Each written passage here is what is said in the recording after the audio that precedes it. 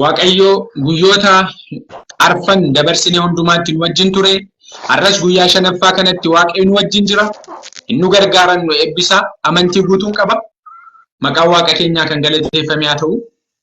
So qayyabannaa keenya kutaa shanaffaa walii wajjin jalqabna.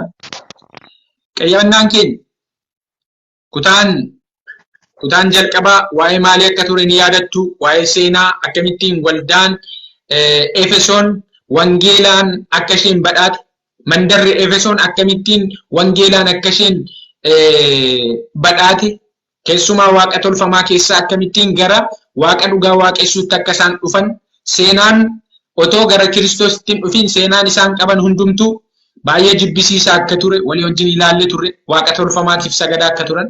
Sana booddee kutaa lammaffaa keessatti immoo waaqni jaalalaa baroota dura otoo dhalli namaa hin uumamin utuu waaqniif lafti kun hin uumamin dura karoora jaalala isaa irratti hundaa'e tokkicha ilma isaa biyya lafaaf dabarsee kennee karaa isaa immoo fayyina nuuf kennuudhaaf akkamittiin akka inni karoora isaa kanatti immoo warri Efesoon keessa jiraatan akkamittiin akka itti amanan walii wajjin ilaallee turre. Efesoon boqonnaa 1:1-13 jechuudha. Sanaan booddee amma 14tti ilaalle kutaa sadaffaa keessatti immoo Efesoon boqonnaa 1:15 kaasee hanga 23tti walii wajjin ilaallee turre jechuudha. Achi keessatti immoo waaqayyo aarsaan inni kaffale akkamittiin warri Efesoon keessa jiraatan galata guutuutiin akka isaan fudhatan walii wajjin ilaallee jechuudha. Achiin booddee kaleessas warri Efesoon warri hafuuratti du'aa turan karaa hafuuraa du'oota kan turan jireenyatti kan hin jirre kan turan akkamittiin gara jireenyaatti dhufuu qofa yoo osoo hin taane du'a keessaatii ka'anii du'aa ka'uu Kiristoosiin sana booddee waaqayyo biratti ulfina guddaa akkamitti akka isaan argatan walii wajjin ilaallee turre jechuudha. Efesoon boqonnaa 2:6 keessumaa hin dagattu jedheen hin yaadu. Efesoon boqonnaa 2:4 irratti araarri waaqayyo garuu baay'ee waan ta'eef jaalala isaa guddaa sanaan nu jaalate kan jedhu ni dagatama sammuu keessan keessaa jedheen hin yaadu. Araarri waaqayyo garuu baay'ee waan ta'eef baay'ee jechuun kun meeqa jechuudha jiran? Araarri waaqayyo baay'ee waan ta'eef jedha sagalee waaqayyo kun.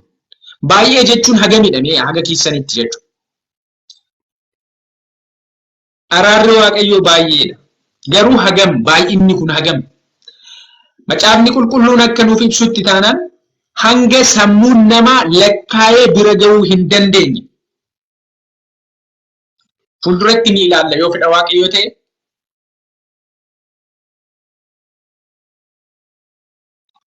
Efesoon boqonnaa 3:18 irraa kaastanii yoo ilaaltan baay'ee kan jedhamu kuni safara yaada namaa ol akka ta'e.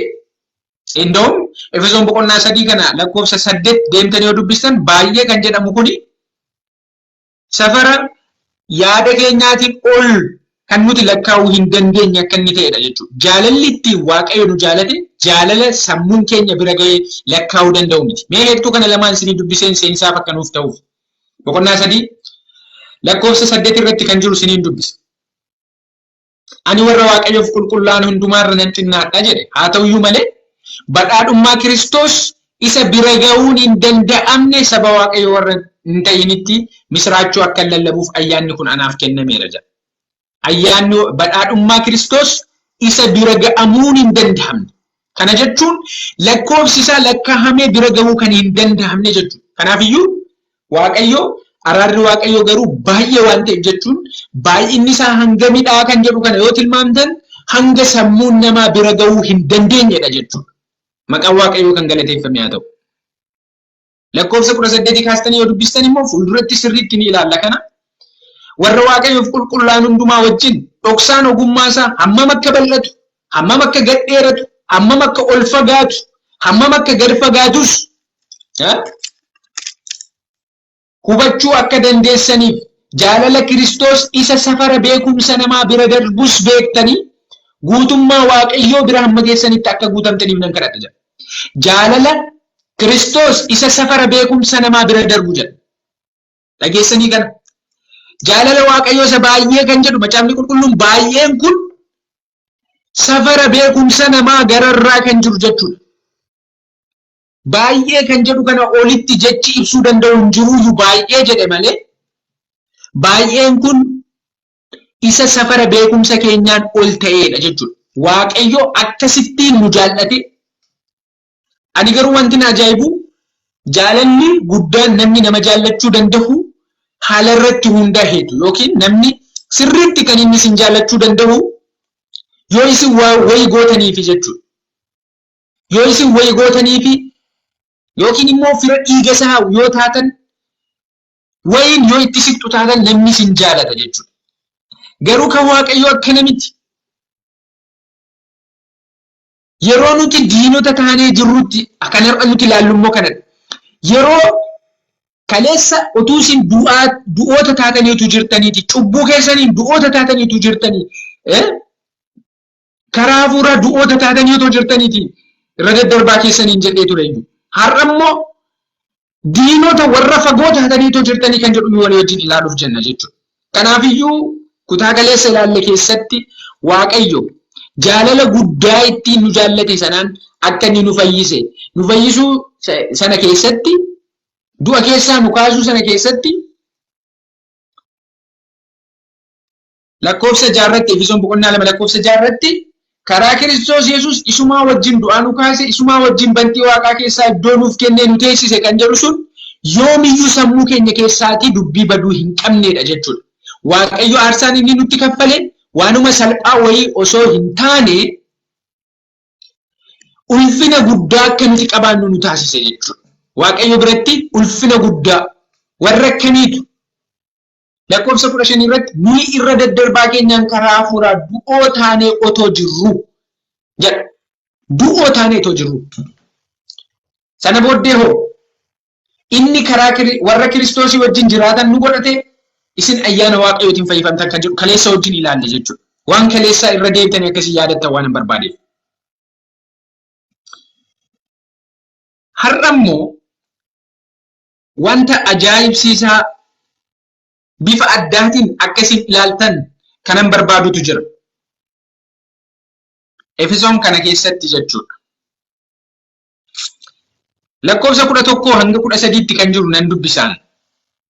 Isin warri saba Waaqayyoo hin ta'in warra dhagna qabatan waan harkaan dhagna namaa irratti hojjetamuun warra of waaman biratti warra dhagna hin qabatin jedhamtanii akka waamamaa turtan yaadadha. Yeroo sanatti isin Kiristoosii wajjin homaa walitti hin qabdan turtan. Waldaa ijoollee Israa'elitti orma kakuu abdii isaanii keessaa kan hin qabne, ofii abdii kan hin qabne, biyya lafaattis Waaqayyo malee akka turtan yaadadha kan jedhu jechuudha. Lakkoofsa 11-12 qofa. Argitanii? Yaadadhaa jecha jettu kana akkasiin irratti xiyyeeffattan nan barbaada. Yaadadhaa ishee jettu.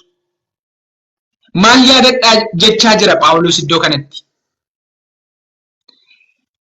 Phaawulos kan inni jechaa jiru yaadadhaa jedha. Maal yaadatu?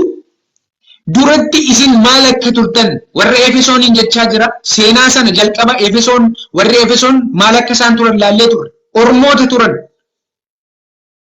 Wangeelli misraachoon kan lallabamaa ture eenyuuf ture? Saba Israa'el gidduutti ture. Qomoo abdii kan turan isaan turani.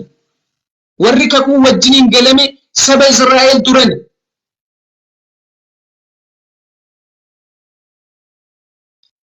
Kanaafiyyuu duraan utuu gara Kiristoositti dhufiin dura isin namoota akkamii akka turtan yaadadhaa. Keessumaa warra dhagna qabatan waan harkaan dhagna namaa irratti hojjetamu warra of waaman biratti warra dhagna hin qabatin jedhamtanii akka waamamaa turtan yaadadhaadha kan inni jedhu. Yaadadhaa jecha jedhu kanatu jira. Lammaffaa yeroo sanatti isin Kiristoos wajjin homaa walitti hin qabdan turtan jedha. Yeroo sanatti isin Kiristoos wajjin homaa walitti hin qabdan turtan. Waldaa ijoollee Israa'elitti orma kakuu abdii isaanii keessaa kan hin qabne, ofii abdii kan hin qabne, biyya lafaatti Waaqayyoon malee akka turtan yaadadha.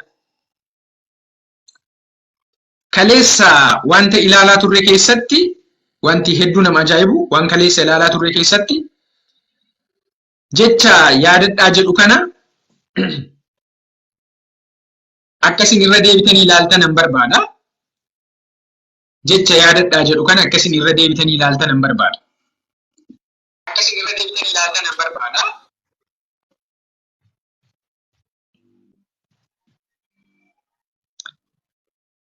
Sababni isaa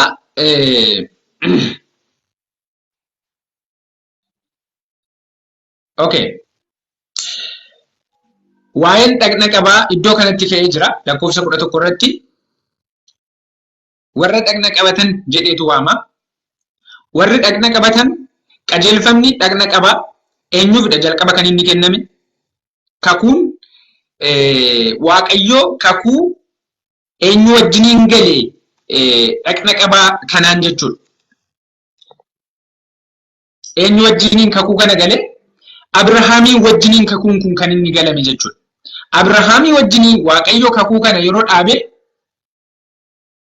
qomoon karaa Abrahaam dhufan hundumtuu jechuudha. Keessumaa kakuun kun karaa ilma kakuu isa ta'e karaa Yisihaaqiin ture waan ta'eef qomoon Yisihaaq.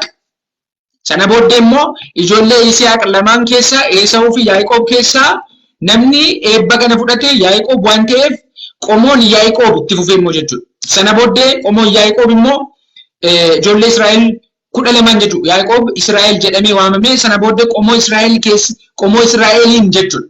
Warri dhagna qabaan kun kakuun dhagna qabaa isaaniif kenname eenyudha jechuudha. Warra Israa'el jechuudha. So warri Efesoon ammoo yoo karaa kakuu kanaa ilaalaman isaan warra akkamii turani jechuudha. Warra dhagna hin qabatiin jedhamanii waamamaa turan jechuudha. Kanaafiyyuu namni yeroo dhagna hin qabanne ta'e Waaqayyoo wajjiniin homaayyuu hin qabu ture. Homaayyuu hin qabu ture. Kakuun kun Abrahaamii wajjiniin galame jechuudha. Kanaaf saba kanaaf maal jechaa jira iddoo kanatti Phaawulos isin duratti saba Waaqayyoo isin warri saba Waaqayyoo hin ta'in warra dhagna qabatan waan harkaan dhagna namaa irratti hojjetamuun warra of waaman biratti warra dhagna hin qabatin jedhamtanii akka waamamaa turtan yaadadha kan jedhu jechuudha. Yaadadha.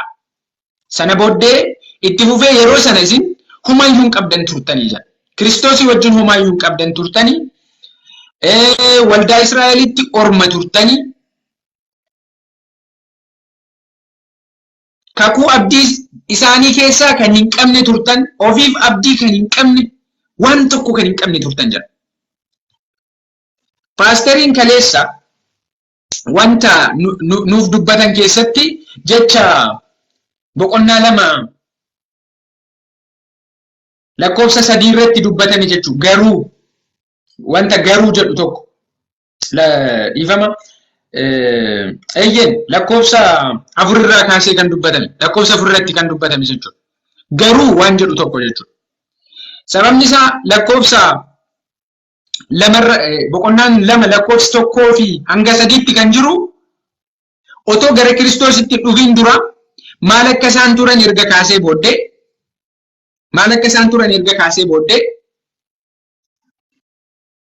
lakkoofsi 4 ammoo garuu kan jedhu of keessaa qaba jechuudha. Garuu kan jedhu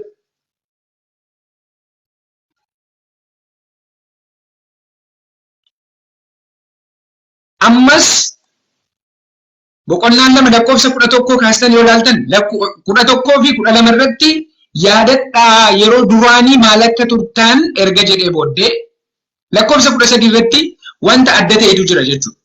Lakkoofsa 13 irratti garuu waan adda ta'etu jira. Innis maal inni amma garuu kan jedhu jechuudha. Amma garuu kan jedhu. Duraanis maal akka turtan abdii tokkollee kan hin qabne waldaa ijoollee Israa'el biratti orma kan turtan ofii keessaniif abdii kan hin qabne Kiristoos wajjin homaa tokko kan hin qabne turtan isaan duraan waaqa ormaaf sagadaa turanii amma garuu kan jedhutu jira jechuudha. Amma garuu lakkoofsa 13 amma garuu kan jedhu amma garuu Kiristoos Yesuusii wajjin tokkummaa qabaachuudhaan isin warri dur fagaattanii turtan dhiiga Kiristoosiin dhiyeeffamtaniittu jedha. Maqaan Waaqayyoo kan galateeffame haa ta'u. amma garuu isin karaa Kiristoos dhiyeeffamtaniittu. Duraan fagoo turtan jedha Phaawulos. Duraan isin warra fagoo jirtan turtan jedha. Amma garuu dhiyeeffamtaniittu karaa Kiristoos Yesuusiin jedha. Jechi fagoo jedhu kuni macaafa qulqulluu keenya kutaa raajotaa deemnee yoo dubbisne Isaayaas keessatti illee ni arganna. Isaayaas boqonnaa 57 lakkoofsa 19 yoo ilaaltan nagaan warra fagoofis warra dhiyoofis haa ta'u isaan nan fayyisa jedha Waaqayyo. Warra fagoo kan jedhaman ormoota turan warra saba Israa'el keessaa hin turre turan jechuudha. Nagaan isaaniif illee haa ta'u warra fagoofis warra dhiyoofis haa ta'u jedhu. Phaawulos yeroo fagoo turtan yeroo jedhu jecha sanadha kan inni itti fayyadame. Kanaaf isin fagoo turtan kan inni jedhuuf yeroo sanatti isin baay'ee fagoo turtan. Abdiin qabdan ofii keessan qomoo Israa'el keessaa somaan qabdan Kiristoos wajjin homaan qabdan kan jedhu jechuudha. Kaleessa immoo isin du'oo turtan jechaa ture lakkoofsa 1-3 immoo jechuudha. Isin galee jechi amma garuu jedhu akkuma kaleessa ilaalle sanatti sana booddee kan jiru hundumtu waan eebbaati jechuudha. Eebba guddaadha kan inni of keessaa qabu jechuudha. Fannoo Kiristoosin amma garuu Kiristoos Yesuus wajjin tokkummaa qabaachuudhaan isin warra dur fagaattanii turtan dhiiga Kiristoosin dhiyeeffamtaniittu jedha. Dhiiga Kiristoosin dhiyeeffamtaniittu kan jedhu kun sirriitti ilaalamuu danda'uu qaba. Sababni isaa hagam dhiyeeffamanii kan jedhu sana ammoo kaleessas wanti nuti ilaalleerru jira. Akkaataan itti isaan dhiyeeffaman itti fufee immoo sirriitti nuuf ibsa jechuudha. Lakkoofsa 14 kaasee hagam dhiyeeffamanii kan jedhu jechuudha. Duraan maatii waaqaa keessaa kan hin qabne amma garuu eebba akkamii akka isaan argatan jechuudha. Gara maatii waaqayyootti akka isaan dabalaman, gara fayyinaatti akka isaan dhufan, abdii akka isaan qabaatan. Maaliif duraan isin abdii hin qabdanii waan jedhutu jira. Waldaa ijoollee Israa'el keessatti wangeelli isiniif miti kan inni lallabamu. Abdiin tokkollee isin bira hin jiru ture kan jedhu jechuudha. Amma garuu Kiristoos Yesuusii wajjin tokkummaa qabaachuudhaan jedha. Sababni isaa lakkoofsa 12 irratti Kiristoosii wajjin homaa hin qabdan turtan duraan jedha. Amma garuu Kiristoosii wajjiniin araaramtaniittu kan jedhudha kan nuti argannu jechuudha. Kiristoosii wajjin araaramtaniit isaa wajjin tokkummaa qabaachuudhaan isin duraan fagoo turtan amma garuu dhiiga isaatiin dhiyeeffamtaniittu kan jedhu jechuudha. Sana booddee kan jiru warri Efesoon karaa Kiristoos maal akka isaan argatan tokko lamaan tarreessa jechuudha. Garuu wanti nuti har'a irraatii barannu wanti kun waa'ee warra Efesoon osoo hin taane waa'ee koof waa'ee keessanis waan ta'eef hammam duraan fagoo akka turre. Baay'ee ormoota turanii Efesoonii wanti anaaf isiniin warra Efesoonii wal fakkeessu aniif isinis ormoota turre jechuudha. Qomoo Israa'el keessaa hin turre yoo hiddi dhiigaa yoo lakkaa'ame jechuudha. Hiddi dhiigaatu lakkaa'ama taanaan nuti qomoo Israa'el keessaa hin turre.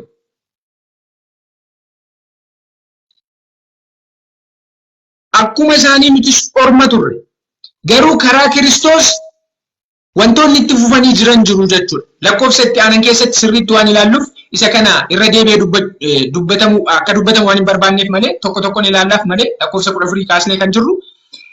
Amma karaa dhiiga Kiristoos dhiyeeffamtanii duraan fagoo turtan jechuutiin kaasa jechuudha. Walumaa galatti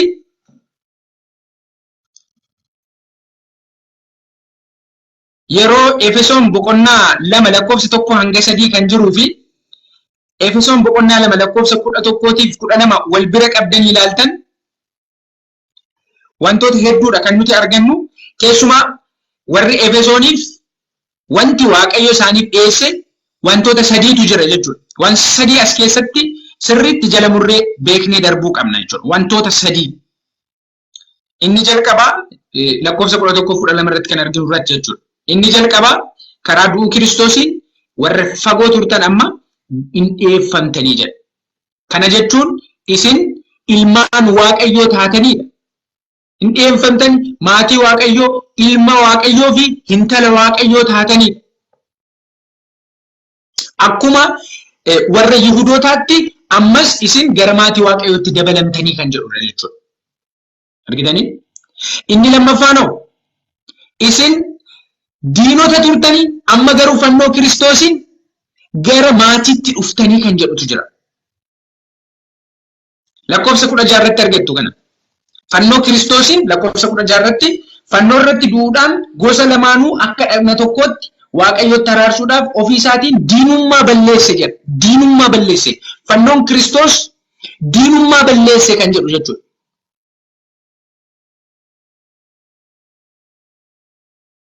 Diinummaatu ture jechuudha.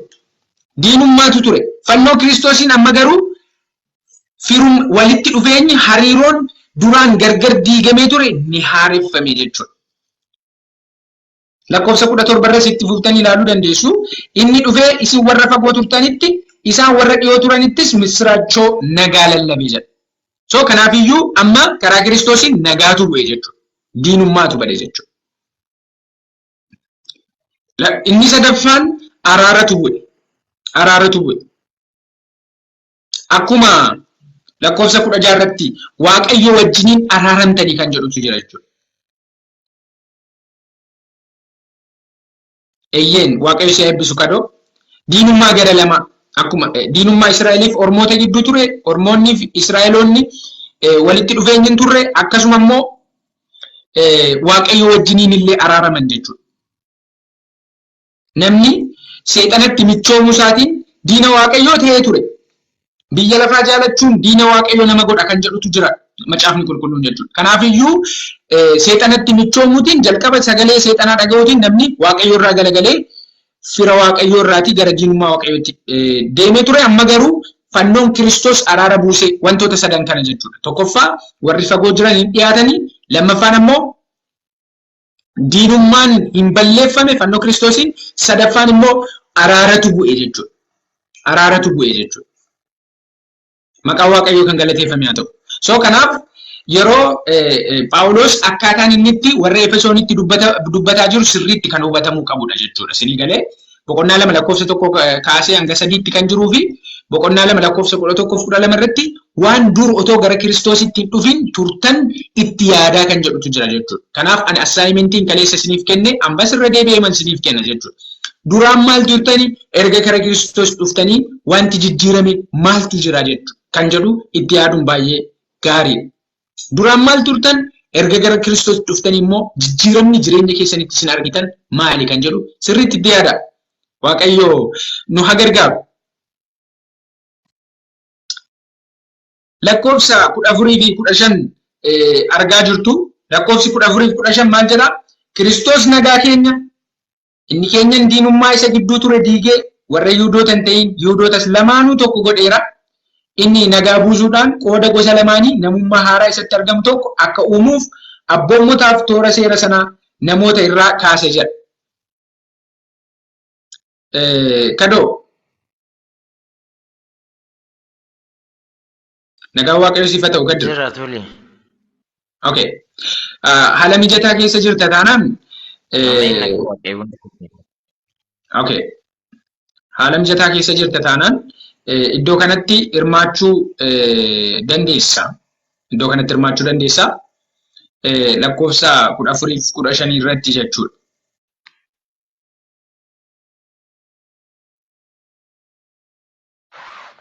Tole. Gooftaan si haa eebbisu.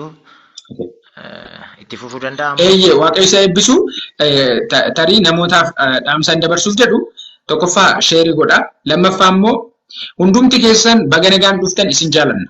Warri ergaan nuti dabarsaa jirru isinitti tolus, warri tarii ammoo ergaa kana qeequufis yoo ta'e jechuudha. Waaqayyo hunduma keessan isin haa eebbisu.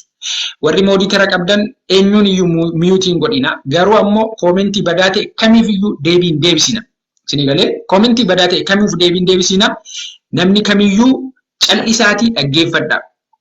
Waaqayyo isaan haa eebbisu. Warri dhufanii nu arrabsanis warri maal jedhanis haa dhaggeeffatanii jiraachuun isaanii waan gaariidha jechuudha. Isinii galee kanaaf nama kamiyyuu warri mooditara qabdan ofirraa qabdan nama kamiyyuu miyuutiin godhina, nama kamiyyuu bilookiin godhina.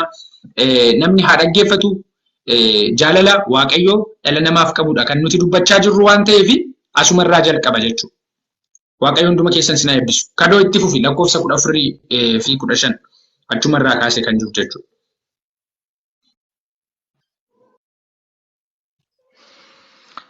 Okay, tole gooftaa guddisnee galateeffannaa.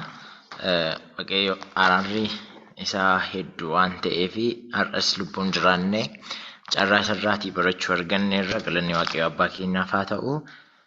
Lakkoofsa 14:15 irratti ergaan warra Efesooniif karaa Hafuura Qulqulluu Phaawulos ergee fi maal irratti kan xiyyeeffatudha. Seriously ilaallaa mee kutaa sanarra ga'ee dura isiniif dubbiseetanii sana booddee gara ergichaatti diippilii seennee ilaaluu hin dandeenya.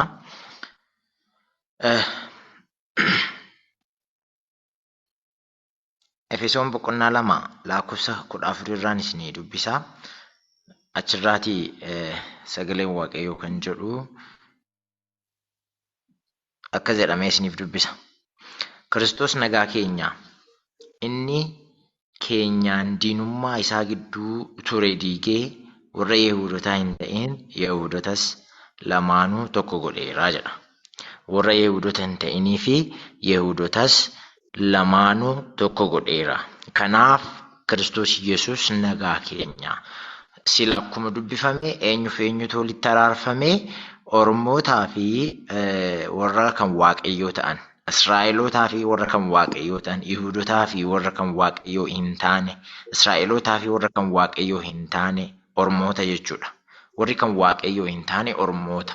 Warra sanyiidhaan Israa'el hin ta'in, warra sanyiidhaan Yihuudii hin ta'intu Yihuudii wajjin sanyii waaqayyoo ta'ee jechuudha. Israa'el wajjin sanyii jechuudha.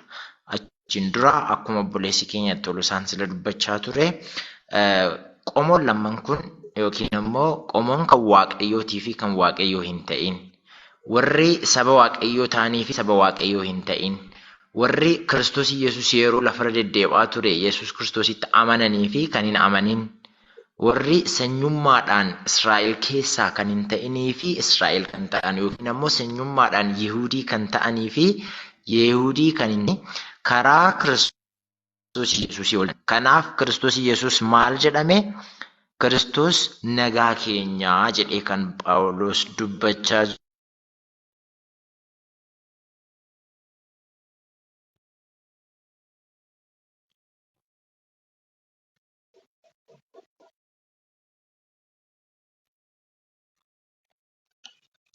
Okay, taap godha. Tarii neetworkiin kadoo gaarii miti. Sagaleen isaa qabameeti jira.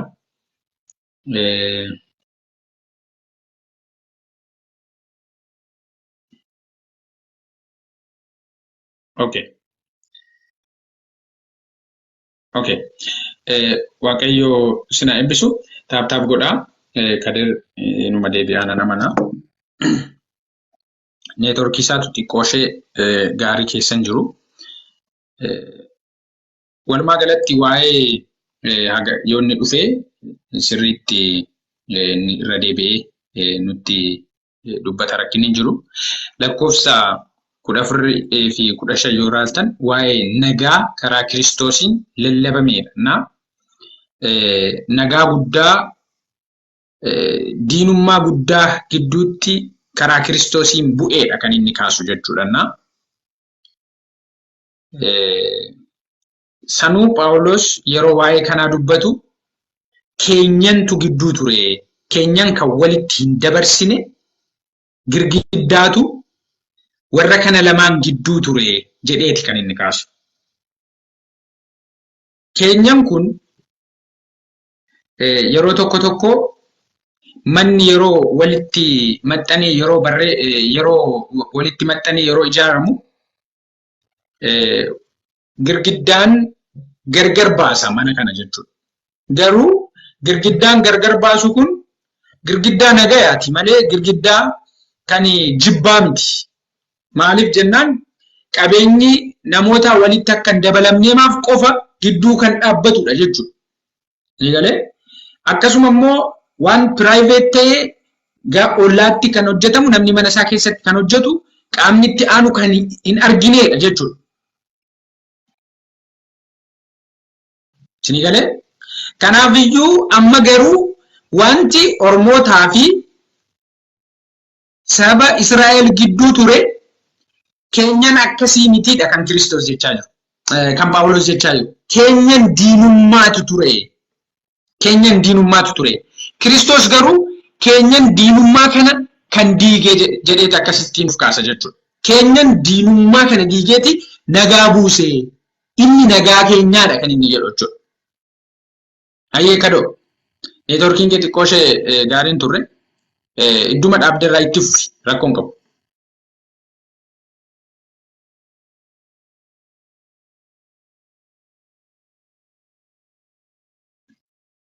Okay.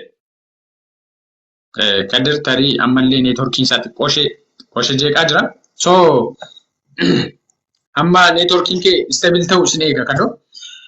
Kanaafiyyuu Kiristoos keenyan diinummaa kanadha kan inni lakkoofsa 14 kana keessatti tarii dubbisaa jirtu yoo ta'e iskiriinii irratti waanuma kanaati kan isin argitan jechuudha. Kiristoos nagaa keenya inni keenyan diinummaa diiguudhaan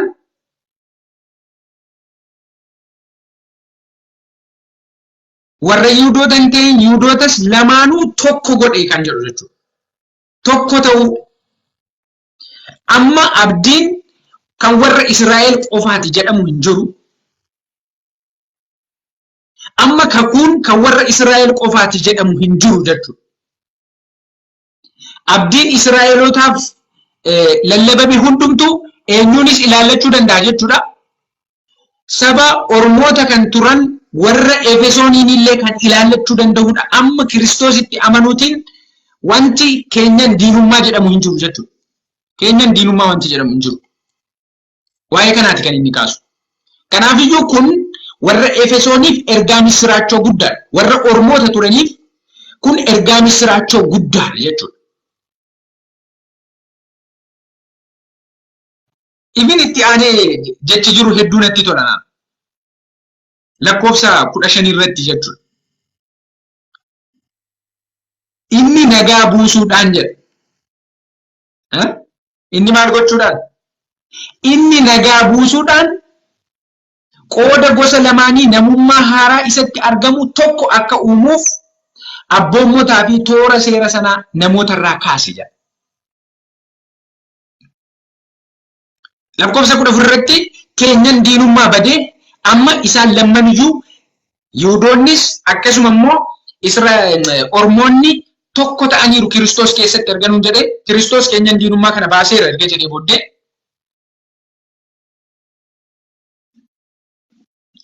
lakkoofsi 15 kuni garuu kan inni jedhu waa'ee maaliiti? Kiristoos namummaa haaraa uume jedha. Namummaa haaraa kan isatti argamu eenyutti kan argamu? Kiristoositti kan argamu. Karaa Kiristoos kan argamu namummaa haaraa uume lammaniif iyyuu jechuudha. Kana gochuudhaaf immoo abboommotaaf toora seera sanaa namoota irraa kaasee jedha. Abboommotaa fi toora seeraa namoota irraa kaasuudhaan Kiristoos nagaa kana buusee diinummaa kana balleesseedha kan inni jedhu jechuudha.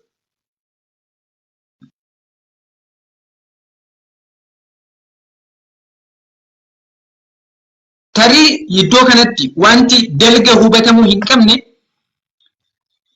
abboommoonnii fi toorri seerotaa kan Israa'elii fi Oromoota diina godhaa turan kan Kiristoos iddoo isaaniitii kaase abboommotaa fi seera warra akkamiitii kan jedhudha. Maaliif jennaan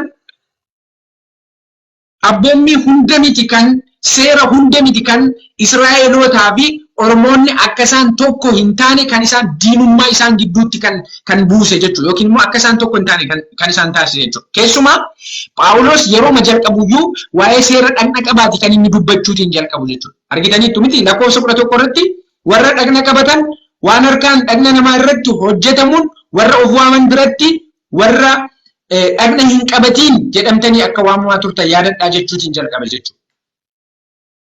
Kanaafiyyuu kakuun sun yeroo warra kakuu kanaaf yeroo dhaabame seerri isaa wajjiniin kakuu kanaa wajjiniin kenname jira jechuudha.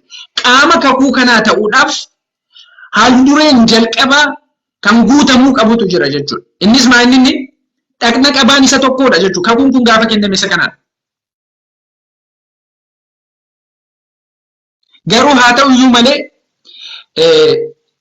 seerri dhagna qaba fi kanneen isaa wajjiniin kennaman hundumtiyyuu Kiristoos iddoo isaaniitiin dhabamsiisuudhaan dhagna haaraa namummaa haaraa karaa Kiristoosiin argamu uume jechuudha. Amma Ormoonnii fi Yihudoonni Kiristoos keessatti tokko ta'u jechuudha. Tokko akka isaan ta'aniif. Baay'isoo Efesoon kana keessatti waa'ee abboommii kurnanii miti iddoo abboommotaa fi toora seerotaa kaase gaafa jedhu Phaawulos waa'ee abboommii kurnanii miti kan inni kaasu. Efesooniin waa'ee abboommotaa isaanitti himaa ture Phaawulos. Ergaama Efesoon kana keessatti jechuudha. Fakkeenyaaf Efesoon boqonnaa 6 lakkoofsa 2 fi 3 yoo dubbistan waa'ee abboommii isa shanaffaa haadha keef abbaa keef ulfina kenni umuriin kee lafa kanarratti akka dheeratuuf kan jedhu warra Efesoonitti dubbachaa ture. Efesoon boqonnaa 6 lakkoofsa 1 fi 2 fi 3 yoo dubbistan maal jedha? Lakkoofsa 1 kaasee ijoollee abboota keessaniif haadhota keessaniif abboomamaa kun gooftaa duratti qajeelaadha arga jedhee booddee lakkoofsa 2 fi 3 irratti maal jedha?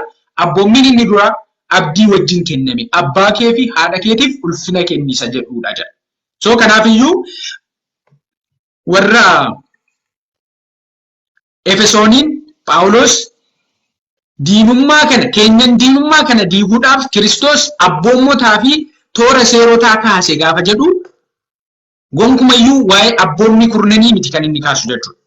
Abboommii kurnan iddoo isaaniitii kaase jechaa hin jiru Phaawulos. Sinigalee sababni isaa iddoo kanatti waa'ee maalii dubbachaa jira? Waa'ee abboommii isa shanaffaa kaasaa jira. Lakkoofsa 3 abdichis gaarii akkasiif ta'utti lafarras bara dheeraa akka jiraatutti jedha jedheeti abboommiin shanaffaan ammallee warra Efesoon keessatti iyyuu irra deebi'uutiin raawwachuu akka qabu Phaawulos utuu inni dubbatuutii argina jechuudha. Akkasuma immoo waa'ee abboommii isa torbaffaa yeroo inni dubbatu argina iddoo biraatti immoo fakkeenyaaf Efesoon boqonnaa 5 lakkoofsa 3 hanga 14 yoo dubbistan waa'ee ejja sabni Waaqayyoo ejjummaatti halalummaatti jiraachuu akka isaan hin qabnedha kan inni kaasu. Fakkeenyaaf isiniin dubbisa boqonnaa 5 lakkoofsa 3 irraa kaastanii yoo dubbistan maal jedhaanni akka warra Waaqayyoof qulqullaa'anitti jiraadhaa malee halalummaan xuraa'ummaan hundinuu sassaqiis isin gidduutti hin dhagahaminii jedha. Sana booddee namni halaleen jedha lakkoofsa 5 irratti hin ta'u. Namni halaleen yookiis xuraa'aan yookiis sassataan mootummaa Kiristoosiif mootummaa Waaqayyootti galuu akka hin dandeenye beeka. Namni sassataan Waaqayyoon tolfama waaqessuu isaati jedha. Waaqa tolfamaatti isa gadiin kan jedhu abboommii kurnan keessa jira. Isa lammaffaa irratti argina jechuudha. Akkasuma immoo ani biratti waaqa biraa hin qabaatiin kan jedhu abboommii tokkoffaarra jira jechuudha. So kanaaf walumaa galatti Phaawulos Efesoon boqonnaa 2 lakkoofsa 15 irratti namummaa haaraa kan diinummaa lamaan isaanii gidduu jiru balleessu yeroo uumu Kiristoos abboommotaa fi toora seerotaa iddoo isaatii kaasuutiin gaafa jedhu abboommii kurnan kaase jechuu isaa miti jechuudha.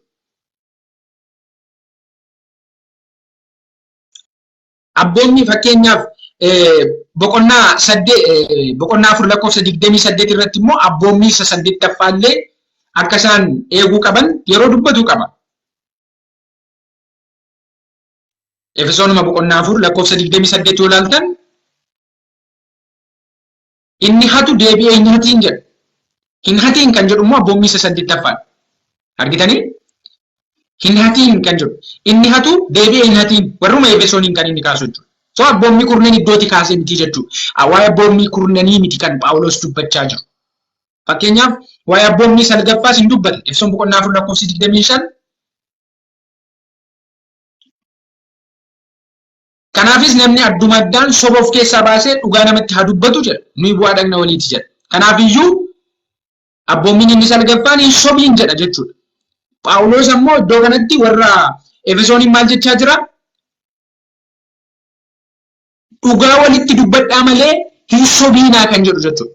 Soba walitti hin dubbatinaa. Hin sobiin kan jedhu immoo abboommii Waaqayyooti jechuudha. Isinii galee?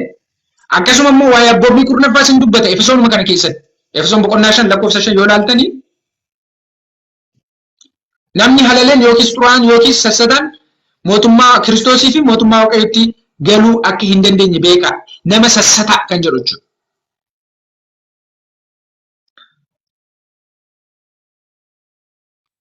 Kanaafiyyuu Phaawulos gonkumayyuu yaada isaa keessatti iddoo kanatti otoo hin hubatiin darbuu kan nuti hin qabne jechuudha. Efesoon boqonnaa 2 lakkoofsa 15 irratti keenyan diinummaa kan ture gonkumayyuu abboommii kurnan akka isaan hin taane jechuudha. Abboommii kurnan osoo hin taane keenyan diinummaa kan ture Ormootaa fi Israa'eloota garaagara kan baase abboommii kurnan osoo hin taane seeronni kakuu kanatti hirmaachuu kan danda'an namoonni seera akkamii eeguu akka isaan qaban ilaalchisee wantoonni barreeffamaniiran jiru turanii jechuudha. Seerota keessumaa lakkoofsa 11 irratti waa'ee dhaqna qabaati kan inni kaasu waan ta'eef. Argitanii garuu iddoo kanatti sirriitti hubannee darbuu kan nuti qabnu Kiristoos namummaa haaraa kan isatti argamu akka inni uume. Booddee keessatti immoo Yihuudoonnis Ormoonnis karaa Kiristoos gara abbaa dhaquudhaaf carraan isaaniif kenname jechuutiin yeroo inni dubbatu ni argina jechuudha. Yeroo inni dubbatu ni argina. Rakkinni hin jiru walumaa wajjin dubbisaa deemna. So amma lakkoofsa 14 fi 15 irratti walumaa galatti kan nuti arginu maalni Kiristoos nagaa keenya akka inni ta'e. Nagaa keenya akkas ta'e. Keenyan diinummaa unuu fi Israa'eloota gidduu ture akka inni diige. Karaa isaa namummaa tokko akka inni uume kan nuti arginu jechuudha. Seerotaa fi abboommoo toora seeraa kan Ormootaa fi Israa'eloota garaagara baasaa turan illee iddootii akka inni buqqise argina jechuudha. Inni galee isaan kun sirriitti hubatamuu qabu waan ta'eef irra deddeebi'ee dubbachaa jira.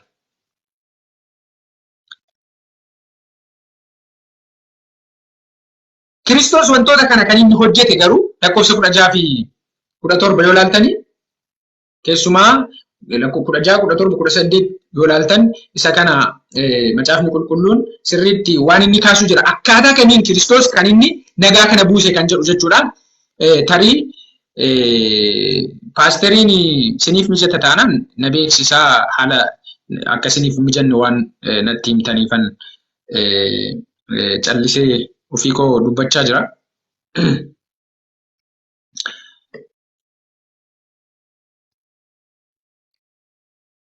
Okay. Lakkoofsi itti aanu immoo wanti nama ajaa'ibu Kiristoos nagaa lallabaa jedha. Kiristoos lallabaa nagaatii jedha. Lallabaa nagaa. Maqaa Waaqayyoo kan galateeffamee haa ta'u. Kiristoos nagaa buusuudhaan kan jedhu jira.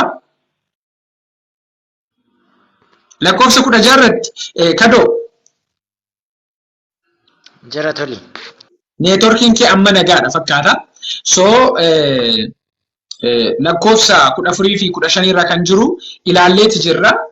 Tarii lakkoofsa 16 irraa kaasee kan jiru irratti dubbachuu dandeessa taanaan neetworkiin kee amma gaarii natti fakkaata. Sila diimaa ibsaa ture amma garuu xiqqoo ishee gaariidha. Lakkoofsa itti aanu irratti dubbachuu ni dandeessa. Tole sagaleen koo jira amma. Sagaleen kee jiraatiyyuu jirta. Okay. Galanni Waaqayyoof haa ta'u. Okay. Sirriitti ibsiteerta jedheen yaada isa lakkoofsa 14-15 irra jiru gooftaan si haa eebbisu. Keessaayyuu lakkoofsa 15 irra kan jiru sana waa'ee abboommii wajjin wal qabatee isa Roomee boqonnaa 3 lakkoofsa 3 keessatti lakkoofsa 31 irratti barreeffame illee dagachuu hin qabnu. Sababbiin isaa har'aa barumsi xinnoo ishee macaafa qulqulluu ta'ee garuu yaada guutuuf keessaa hin qabne tokko jira. Roomee boqonnaa 3 lakkoofsa 28 irraatii gadi qabnee amma godaatti amma 31tti yoo dubbisnu namni hundinuu Yesuus Kiristoositti amanuudhaan fayyaa ayyaana Waaqayyootiin fayyina argate. Sana booddee amantiidhaan akka fayyee dubbatee booddee Phaawulos 31 irratti eegaa immoo amantii kanaan seera diigna jechuudha mooree jedha. Waa'uu kun raawwatee ta'uu hin danda'u seera jabeessinee dhaamna malee jedha. Roomii 7:12 irratti immoo seerichillee ofii isaatii qulqulluu akka ta'e dubbata. Seerichillee ofii isaatii qulqulluu ta'uu irra darbeeyyuu gaarii akka ta'e dubbata. Okay, gara lakkoofsa 16 fi 17 yommuu dabarru Phaawulos akkas jedhe. Fannoo irratti du'uudhaan gosa lamaanuu akka dhagna tokkootti Waaqayyotti araarsuudhaaf ofii isaatiin diinummaa balleessee jedha. Sila Kiristoos Yesuus nagaa buusuudhaan qooda gosa lamaanii namummaa haaraa isaatti argamu tokko akka uumuuf abboommotaa fi toora seera sanaa namoota irraa kaasee kan jedhu argineerra. Achirratti nagaa kan buusu ta'uu Kiristoos Yesuus argina. Amma immoo kan arginu Kiristoos Yesuus warra ormoota turanii fi warra kan saba Waaqayyoo ta'an dhagna tokko isaan gochuu, dhagna Kiristoosii isaan taasisuu arginaa jechuudha. Kan Yesuusitti amanan hundinuu dhagna Kiristoosii ta'u jechuudha. Ayihudii yoo ta'anis, Giriik yoo ta'anis, saba kamiiniyyuu haa ta'an, sanyummaatti warra kam keessaayyuu yoo ta'ani Kiristoos Yesuusitti ammaa dhagna tokko akka ta'an ergisitti amananii duukaa isaa kan hordofan ta'ee booddee immoo dhagna tokko ta'uu isaaniiti kan macaafni qulqulluun dubbatu jechuudha. Kana wajjin wal qabsiisneeti 1 Qorontos 5:18 irraa kun hundumtuu Waaqayyo isa karaa Kiristoos ofitti nu araarse biraa ta'e. Inni hojii araarsuu isa kanaas namootatti akka dabarsinuuf nuuf kenneedha. Jalqaba Kiristoos Yesuus ofii isaatii hojjechuudhaan ofii isaatii araarsaa ta'uudhaan inumayyuu gaafa laallu Kiristoos Yesuus eenyummaa lamaan deddeebi'aa ture. Qabxii kana sirriitti gadi fageenyaa qabachuun baay'ee barbaachisaadha. Kiristoos Yesuus nama guutuu, Waaqa guutuu jennee gaafa dubbannu sababbiin nama guutuuf Waaqa guutuu ta'uun isa barbaachiseef inni guddaan namaa fi Waaqayyoon bakka tokkotti handal godhee qabachuun isaa namnii fi Waaqayyo akka araaramaniif. Sababbii seera irra daddarbuutiin namoonni seera jala galaniiru. Sababbii cubbuu hojjetaniin namoonni seera jala galanii turan. Kanarraa kan ka'e ammoo Waaqayyo irraatii gargar ba'anii turan. Diinummaan namaaf Waaqayyoon gidduutti dhalate. Diinummaa namaa fi Waaqayyoon gidduutti dhalate kana furmaata fiduudhaaf Kiristoos Yesuus eenyummaa lamaan lafarra deddeebi'aa ture. Eenyummaa lamaan argame. Qolaasiyaas 2:9 irratti yookiin ammoo Qolaasiyaas 1:19 irratti wanta sagalee Waaqayyoo jedhu beekna hundinuu guutummaan Waaqayyummaa namummaa Kiristoos keessa in jiraata isa jedhu sana gaafa yaadannu Waaqummaanis achuma namummaanis isuma keessa Kiristoosii keessa jira. Kun immoo maal argisiisa? Maal argisiisa inni kuni Kiristoos Yesuus araarsaa akka ta'e namaa fi Waaqayyoon akka araarse arginaa jechuudha. Kanaafidha Kiristoos namootayyuu gosa adda addaa kan ta'an walitti araarsuu isaallee kan arginuuf. Lakkoofsa 17 irratti immoo inni dhufee isin warra fagoo turtanitti isaan warra dhiyoo turanittis misirrachoo nagaa lallabaa jedha. Misirrachoo nagaa lallabaa jedha.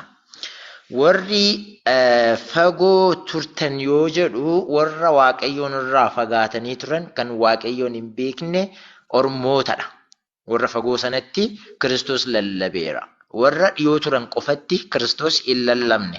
Warri dhiyoo turan ammoo warra sanyiidhaan kan Waaqayyoo ta'an. Jalqabumarraayyuu Waaqayyoon kan beekanii warra dhiyoo jedhamanii waamamu. Sanyiin Israa'el Waaqayyo wajjin tureera waan ta'eef lafa onaa keessatti erga Kana'aan galanii booddee kakuu moofaa keessatti seera ba'uu keessatti seera keessa deebii keessatti akkuma arginu Gibxiitii kaasee lafa onaa qaxxaamuranii Kana'aan amma galanitti Waaqayyo isaan wajjin tureera. Sanaa asittis amma Kiristoos Yesuus dhufutti haala adda addaatiin karaa raajota adda addaa Waaqayyo isaan wajjin tureera. Isaanis Waaqayyo isaanii haala adda addaatiin waaqessaa turaniiran. Yeroo tokko tokko dhiisanii waaqa tolfamaa waaqessaniyyuu ejjaniyyuu Waaqayyoon wajjin turaniiru. Isaan warra dhiyoo jedhamanii waamamaniiru. Kanaaf Kiristoos Yesuus ergi dhufee booddee warra kan Waaqayyoo ta'anittis maal lallabe? Misirachoo nagaa lallabe. Warra fagoo jiranittis yookiin immoo ormootattis in lallabe. Namoonni tokko tokko yeroo baay'ee maal jedhu? Kiristoos Yesuus Israa'el duwwaadhaaf dhufee jedhu. Haa ta'u malee Wangeela Yohaannis boqonnaa 3 lakkoofsa 16 hundi keenya yoo akkuma beeknutti Kiristoos Yesuus biyya lafaa guutummaadhaaf dhufe. Waaqayyo Kiristoos Yesuusin biyya lafaatiif kenne malee sanyii Israa'el qofaaf hin kennine. Kanaafidha Kiristoos araarsaadha kan jedhame, nagaa lallaba kan inni jedhameef kanadha. Kanaafidha Efesoon 1:2 irratti Yesuus nagaa keenya ta'uusaa Phaawulos hin dubbata. Efesoon 6:23 Waaqayyo abbaa biraa Yesuus Kiristoos gooftaa biraas nageenyi jaalalli amantii wajjin obboloota hundumaaf haa ta'u jedha Phaawulos. Eenyu biraa? Waaqayyo abbaa biraa Yesuus Kiristoos gooftaa biraas. Waaqayyo abbaa biraas gooftaa kan ta'e Kiristoos Yesuus biraas nageenyi jaalalli amantiin wajjin obboloota hundumaaf haa ta'u jedhee dubbataa jechuudha. Efesoon 2:14 irratti illee sila dubbisneerra. Diinummaa balleessuudhaan Kiristoos Yesuus ga'ee olaanaa taphate. Ga'ee kana hin jedhamne taphate. Efesoon 4:3 irratti immoo hidhaa nagaatiin tokkummaa hafuura qulqulluu of harkatti eeggachuudhaaf dhama'aa jedha Kiristoos Yesuus. Hidhaa nagaatiin, nagaa isa kan Kiristoos ta'e sanaan jechuudha. Nagaa isa kan biraatu hin ta'ini, nagaa isa kan Kiristoos ta'e sanaanii tokkummaa hafuura qulqulluu of harkatti eeggachuudhaaf dhama'aa kan jedhu dubbisnaa jechuudha. Efesoon 6:14 irraa immoo eegaa akka nama sabbataan hidhatutti dhugaadhaan mudhii keessan hidhadhaa, qajeelummaa akka madda sibiilaatti uffadhaa, dhaabadhaa jedha. Kun hundinuu Kiristoos Yesuus irraa kan argannudha. Yesuus Kiristoos lallabaa nagaa kan inni jedhame. Kanaaf Wangeela Yohaannis boqonnaa 14:31 irratti Kiristoos Yesuus nagaa isiniif kenna. Nagaan ani isiniif kennu immoo kan biyyi lafaa isiniif kennu kan akkasiitii miti jedha. Achirratti Kiristoos Yesuus nagaa adda ta'e, kan bilisa ta'e, kan tasgabbii qabu, nagaa eenyullee kennuu hin dandeenye dhala namaatiif akka inni kennu argina jechuudha. Kanaafuu Kiristoos Yesuus ergi dhufe irraa kaasee kan inni lallabaa ture nagaadha. Kunis misirrachoodha. Nagaan kun ammoo maa'inni kan jedhu gaafa laallu sagalee Waaqayyoo keessaa kutaalee muraasa isiniif dubbisaa waa'ee kana wajjin wal qabatee Roomee 10:15 irraa namni oduu gaarii qabatee ni dhufa jedha. Istimee Roomee 10:15 irraa guutummaa yaada jiru isiniif dubbisaa. Sagalee Waaqayyoo akkas jedha Roomee 10:15 irraa. Namoonni yeroo ergaman malee attamitti lallaburee? Warri oduu gaarii fidanii dhufan maal nama gammachiisu kan jedhu illee caafameera jedha. Kiristoos Yesuus oduu gaarii qabatee dhufe. Kiristoos Yesuus araaramuu Waaqayyoo fi ormoota, araaramuu Waaqayyoo fi saba Waaqayyoo, araaramuu saba Waaqayyoo fi ormoota, araaramuu cubbamaa fi qulqulluu isa kan ta'e Waaqa Israa'elii isa kana lallabuudhaaf dhufe jechuudha. Inni kun nagaadha. Inni kun misrachoodha. Misrachoo nagaati. Kanaafidha Isaayyaas 9:6 keessatti hangafa nagaa jedhamee Yesuus Kiristoosiif kan inni dubbatamee fi sababii kanaafidha jechuudha. Nagaan tokkollee kan akka Kiristoos namaaf kennu kan jiru hin jiru jechuudha. Eenyullee nagaa akka Kiristoos dhala namaatiif kennuu kan danda'u qaamni tokko kan biraa tokkos hin jiru. Nagaa isa guutuu ta'e eessarraa arganna? Kiristoos Yesuus irraa arganna. Nagaa isa qajeelaa ta'e Kiristoos Yesuus irraa qofa arganna. Qaamni kan biraa nagaa akkasii kan laatu tokkollee hin jiru. Isaayyaas 52:7 irratti warri nagaa labsan fayyina abdachiisanii jedha. Warri nagaa labsan fayyina abdachiisanii. Kiristoos Yesuus nagaa labsuudhaan fayyina dhala namaa hundaaf akka inni kenne argina. Waaqayyoon kee moo'eera jedhanii Waaqayyoon kee moo'eera kan jedhan akkam nama gammachiisu. Isaayyaas 52:7 irraa. Walumaa galatti Kiristoos nagaa keenya, Kiristoos nagaa lallabee, nagaan inni qabatee dhufeen ammoo nagaa biyya lafaa jiru miti, nagaa kan biyyi lafaa namaaf kennu miti. Biyyi lafaa nagaa kennuudhaaf waan baay'ee goote har'a. waan hedduu gooti garuu nagaa argachuu hin dandeenye. Biyyi lafaa nagaaf jedhanii meeshaalee lolaa hedduu oomishaa jiru. Niikuleerii maal jedhamee wantoota lolaaf meeshaalee lolaa addunyaa irratti beekaman hunda nagaaf jedhaniiti garuu nagaa kan booressu matama isaaniiti. Kanaaf nagaan Kiristoos Yesuus kennu nagaa kan akka biyya lafaa miti jedhamee wangeela keessatti kan inni barreeffameef isa kanaaf jechuudha. Walumaa galatti Phaawulos lakkoofsa 17-18 irratti seriously nagaa keenya ta'ee Ormoota jechuun Israa'el kan hin taanee fi Israa'eliin dhagna tokko taasise. Waaqayyoo fi saba Waaqayyoo warra Waaqayyoon irraa sababii cubbuutiif fagaatan walitti araarse. Kanaafidha Kiristoos Yesuus namummaa fi waaqummaadhaan bakka tokkotti kan inni argame jechuudha. Waaqummaas namummaas baachuun kan barbaachisee fi Waaqayyoo fi namni akka araaramaniif jechuudha. Tokkoffaa Xiimotewos boqonnaa 2:5 irratti Waaqayyoo tokkotu jira. Inni giddu galeessa ta'e ammoo kan nama ta'e Waaqayyoo fi nama gidduu kan jiru ammoo Kiristoos Yesuus jira jedhamee kan inni dubbatamee fi sababii kanaafidha Kiristoos araarsaadha. Araarsaa Waaqayyoo fi saba Waaqayyoo, araarsaa saba Waaqayyoo fi Ormootaa jechuudha. Kanumaan dubbadhaa toli. Ameen. Waaqayyoo dachaa isaa eebbisu kadhoo. Kiristoos akkamittiin nagaa akka inni lallabedha kanatti nuuf kaaste. Dhugaa dubbachuuf ani gaaffiin macaafa qulqulluu keessatti yeroo tokko namoonni kaasan amma sirriitti deebii isiniif argateera jedheen yaada. Maaliif jennaan gaaffiin jecha Kiristoos irratti dubbatamutu jira. Keessumaa wangeela Maatewos boqonnaa 10:34 irratti ani biyya lafaa irratti nagaa fiduudhaaf waan dhufe isinitti hin fakkaatiin ani billaa fiduudhaaf dhufe malee nagaa fiduudhaaf hin dhufne kan jedhutu jira. Heertuu kana Yesuustu dubbate. Kanaaf iyyuu namoonni jechuma kana fudhachuudhaan Kiristoos nagaa fiduudhaaf akka hin dhufne ofiisaayyuu dubbateera jedhanii sana immoo bifa hin taaneen yeroo isaan itti fayyadamanii fi sammuu nama baay'ee keessa heertuun kun gaaffii ta'e akka inni jiru naaf gala. Har'a garuu Kiristoos barsiisaa nagaa akka inni ta'e karaa Kiristoosiin diinummaa guddaan dhala namaa gidduu ture akka inni hiika argate isiniif galee keessumatti jechuudha. Innaa Kiristoos ofiimti isaayyuu nagaa keenya akka inni ta'e. Akkam namatti tola kun. Kiristoos ofiimti isaayyuu nagaa keenya akka inni ta'e. Heertuun obboleessi keenya Kadir nuuf barsiise waa'ee isa kanaati. Wanti nama ajaa'ibu Kiristoos waa'ee nagaa karaa Kiristoosiin argamu ilaalchisee yeroo kaasu ani nagaa isiniif hin kennaa jedhe. Mee wangeela Yohaannis boqonnaa 14:27 irratti wanta Yesuus jedhe tokko isiniif dubbisa. Wangeela Yohaannis boqonnaa 14:27 irratti jedhu. Kiristoos maal jedhee? Nagaa isin biratti nan hambisa jedhe Yesuus. Nagaa koo isiniif nan kenna jedhe. Ani akka biyyi lafaa kennuttan isiniif kenna miti. Garaan keessan hin raafamin, hin sodaatinis. Maqaan Waaqayyoo kan galateeffamee ta'u. Kiristoos nagaa keenya jechuudha. Kiristoos nagaa keenya. Akka biyyi lafaa kennuttan kenna miti ani nagaa kan jedhu. Wangeela Yohaannis boqonnaa 16:33 irratti immoo anatti qabamtanii nagaa akka qabaattaniif ani kana hundumaa isinitti hime jedhe Yesuus. Namni Kiristoositti qabame yeroo jiraatu nagaa dhuunfaallee nagaama dhuunfaa qaba jechuudha.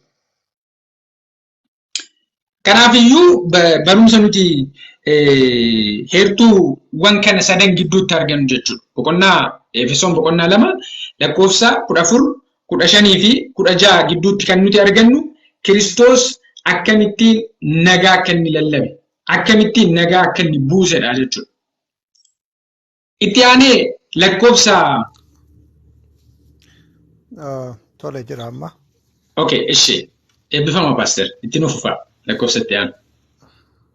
Ayyee eebbifamii hunduma keessaniif nagaan Waaqayyoo isiniif haa baay'atu. Barumsa gaariidhaa fi barumsa gadi fagoodha. jalqaba irratti namoonni dhufanii utuu gadi ta'anii dhaggeeffatin gaaffii gaafataa turan deebii argataniiru jedhee namana yoo hin deemne ta'e ammayyuu jiru yoo ta'ee fi namoonni waaqni keessan kan Israa'el malee kan Oromoo miti Oromiyaa keessa teessanii waaqa Israa'eliif sagadduu ergaan kun warra Yihuudootaaf barreeffame Israa'elootaaf barreeffame malee nuuf miti warra jedhanii fi kutaan har'a qoranne kuni deebii ga'aa kenneera jedhee namana galanni Waaqayyoof haa ta'u. Ameen. Warra Yihuudiidhaa fi warra Yihuudii hin taane gidduutti garaagarummaan akka ture karaa Kiristoos Yesuusiin inni du'uu isaatiin injifannoo argame keessaa tokko keenyan diinummaa keenyan garaagarummaa diiguudha. Fannoon Kiristoos Yesuus isa kana diigeera galanni Waaqayyoof haa ta'u. Ameen. Kanaaf warri kiristaanummaa hin fudhanne warri kiristaanummaa ceephaan kiristaanummaan diinummaadha garaagarummaadha warri jedhan as keessatti ofii isaanii ilaaluun gaariidha jedhee yaada. Sababiin isaa kiristaanummaan duuka buutummaa Kiristoosidha. Kiristoos immoo ofii isaatii hangafa nagaati. Hangafa nagaa ta'uu duwwaa utuu hin taane nagaa lallaba keenyan diinummaa akkas godheeti kan inni diigu. Kanaaf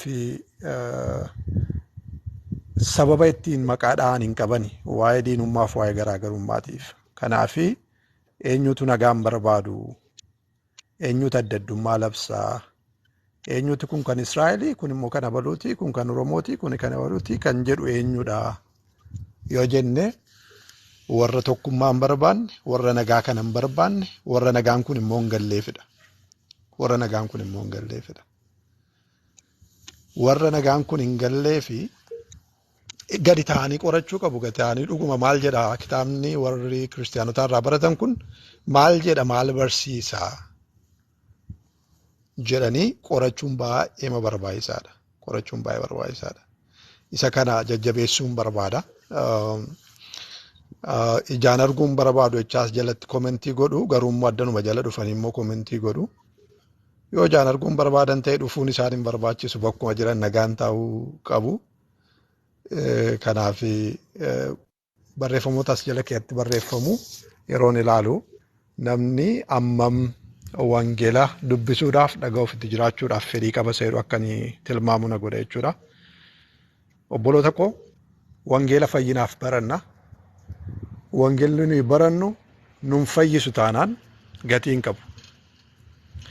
Fayyinaaf waan barannu immoo dhugaa isaa barachuu dhugummaa isaa bira ga'uu danda'utu nurra jira. Kan akka goonuuf Waaqayyo nu haa gargaaru. Egaa gooftaan keenya Yesuus Kiristoos Yohaannis boqonnaa 14:27 irratti sannedhe jabeesseen darbuu barbaada kutaattaa nutti tole. Ani nagaa koo isiniifan kennaa nagaa koo isin biratti nan dhiisaa yeroo lamadha kan inni dubbate. Nagaa koo isiniif nan kennaa nagaa koo isin biratti nan dhiisaa jedhe. Nagaa kan eenyuti? Kan kooti kan inni jechaa jiru. Kan kooti kan inni jechaa jiru. Nagaa isa kan eenyu? Nagaa isa kan kooti. Nagaa isa kan kooti isin biratti. Nagaan kan kooti jedha gooftaan Yesuus. Nagaan kan kooti. Kanaaf nagaa isa kan eenyuun isinii kenna? Isa kan kootiin isinii kenna? Nagaa isa kan kootiin isin biratti dhiisee deema. Kutaa sana irratti yoo ilaaltani waa'ee ofii isaatii gara samiitti ol ba'uu isaatii yommuu dubbatudha kan inni ture. Kanaaf bartoota isaatiin maal jedhe? Garaan keessan hin raafamin hin na'inis anatti isa manaa abbaa kootti isa manaa jedheetu yeroo inni itti isaanii hin jabeessee darbeedha kan inni ture. Soo hin raafaminaa maaltu jira? Nagaan koo isin biratti hafa waanta ta'eef. Nagaan Kiristoos inni ijoollee isaa warra isatti amananiif lafa kana irratti dhiisee deeme har'as laphee onnee tokko keenyaa keessatti akka inni mo'uuf jaalala isaa haa ta'u. Isa kana qabaachuu keenya mirkaneeffachuu danda'utu nurra jira. Nagaan koo isin biratti hafa. Nagaa koo isiniifan kennaa nagaa koo isiniif dhiisee ni kanan deemu. Amma gaa isatti aansee kan inni jedhe garuu Itu jala muriin darbuun barbaadu. Nagaa innan kennu nagaa isa akka biyyi lafaa kennu immoo miti jedhe. Nagaa innan kennu nagaa isa biyyi lafaa kennu miti. Amma wanti nuyi rakkanne yookiin waan namni biyya lafaarraa rakkate yoo jiraate maa inni definitionii nagaa ofii isaatii beekuunitu nagaa kan Kiristoosiin tilmaama. Namni baay'een gaaffii gaafata. Gaaffii inni gaafatu meerree nagaan jedhee gaafata. Gaaf tokko Naqamteettitu magaalaa Naqamtee namoonni beektanii siidaa tokko magaalaa sana gidduu dhaabatee jira. Naannoo New Generationii amma achuma ta'e hin beeku bakki isaa duraa New Generationii achi ture. Siidaa tokko dhaabataa siidaa sana irratti nagaa jedheetu barreeffamee jira. Gugee wayii meexxii qabatteetu fakkii isheet irratti kaafameetu nagaa salaam piis jedheetu afaan sadiin barreeffamee jira. Maraatuun tokko dhufee itti naanna'ee dubbisa. Hawwadheen dhaggeeffadha. Nagaa salaam piis jettaniidha itti naanna'eetu. Barri sun immoo bara lola baadimmeedhaa fi waan Eertiraadhaa fi Itoophiyaa gidduutti lola baadimmee bara geggeeffamudha kan inni ture. Maraatuun suni nagaa jettanii jedhe piis jettanii jedhe salaam jettanii jedhe kan biraa mitiiti jedhe innumti barreeffama kana barreesse ofii isaatii nagaan qabu jedhe meerree nagaan jedhe dargaggooti dhumaa jiran kun jedhe. Okay, meerree nagaan itu namni meeqa guyyaa guyyaatti lubbuun isaa dhumu nagaa isa kamidha innis nagaa jettanii barreessitani. Biyya lafaatiif nagaa jechuun waraanni dhibu jechuudha. Biyya lafaatiif hiikaa biyya lafaatiif nagaa jechuun dhukaasi jiraachuu dhiisuu jechuudha. Gooftaan kee Yesuus Kiristoos amma biyya lafaa keessa jirtanitti nagaa qabdu, boqonnaa qabdu, rakkoon tokko isinirra hin ga'u hin qoramtanii jechaa miti kan inni jiru. Isaaf yoo ta'e biyya lafaa keessa amma jirtanitti maal qabdu jedhee rakkinni numa jira garuu immoo jabaadhaa amma dhuma biyya lafaatti ammaalan ta'a ani isinii wajjin nan ta'a. Iddoo kanattis nagaan innan isiniif kennu nagaa isa biyyi lafaa kennu miti jedhe. Nagaa isaa dhukaasa of keessaa hin qabne sana miti jedhe. Isa dhukkubsachuun isa qoramuun gidiraan hin jirre sana miti jedhe. Nagaa akkamitti ree? Isuma achi keessatti isuma waraana keetti qorumsa keessatti nagaa ta'uu danda'udha galanni isaaf haa ta'u. Yaadattus yaadachiisuun barbaada Daani'eliin. Daani'el boolla leencaatti yommuu darbatame nagaadhaa waan suni. Nagaan turre sun. Boolla leencaatti darbatamuun nagaa miti. Badiisaa fida, du'aa fida. Leenconni akka qilleensa irratti kukkutatanii isa fixanii fida.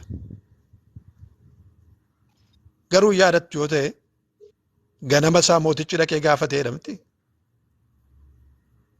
Ganama isaa dhaqeetu gaafate Daani'el waaqni amanatte nagaadhaan si bulcheera jedhe akkamatti maqaa nagaa jedhu jecha nagaa jedhu akkamittiin kaasa boolla leencaatti darbachiisee ka'e. Daani'el gaafa deebisuuf yaa mootii bara baraan immoo erga ittiin jedhee booda eeyyee yaa mootii Waaqayyo ergamoota isaa ergee afaan leencotaa cufee nammiinesii nagaatiin buleera jedhe galanni Waaqayyoof haa ta'u. Eessa? Boolla leencaa keessa. Nagaan inni Waaqayyo kennu nagaa akkasiiti. Nagaan inni Yesuus kennu nagaa isa akkasiiti. Hiriyoonni Daani'el sadan boolla ibiddaatti yommuu darbataman nagaa miti silaa boolla ibiddaatti darbatamuun.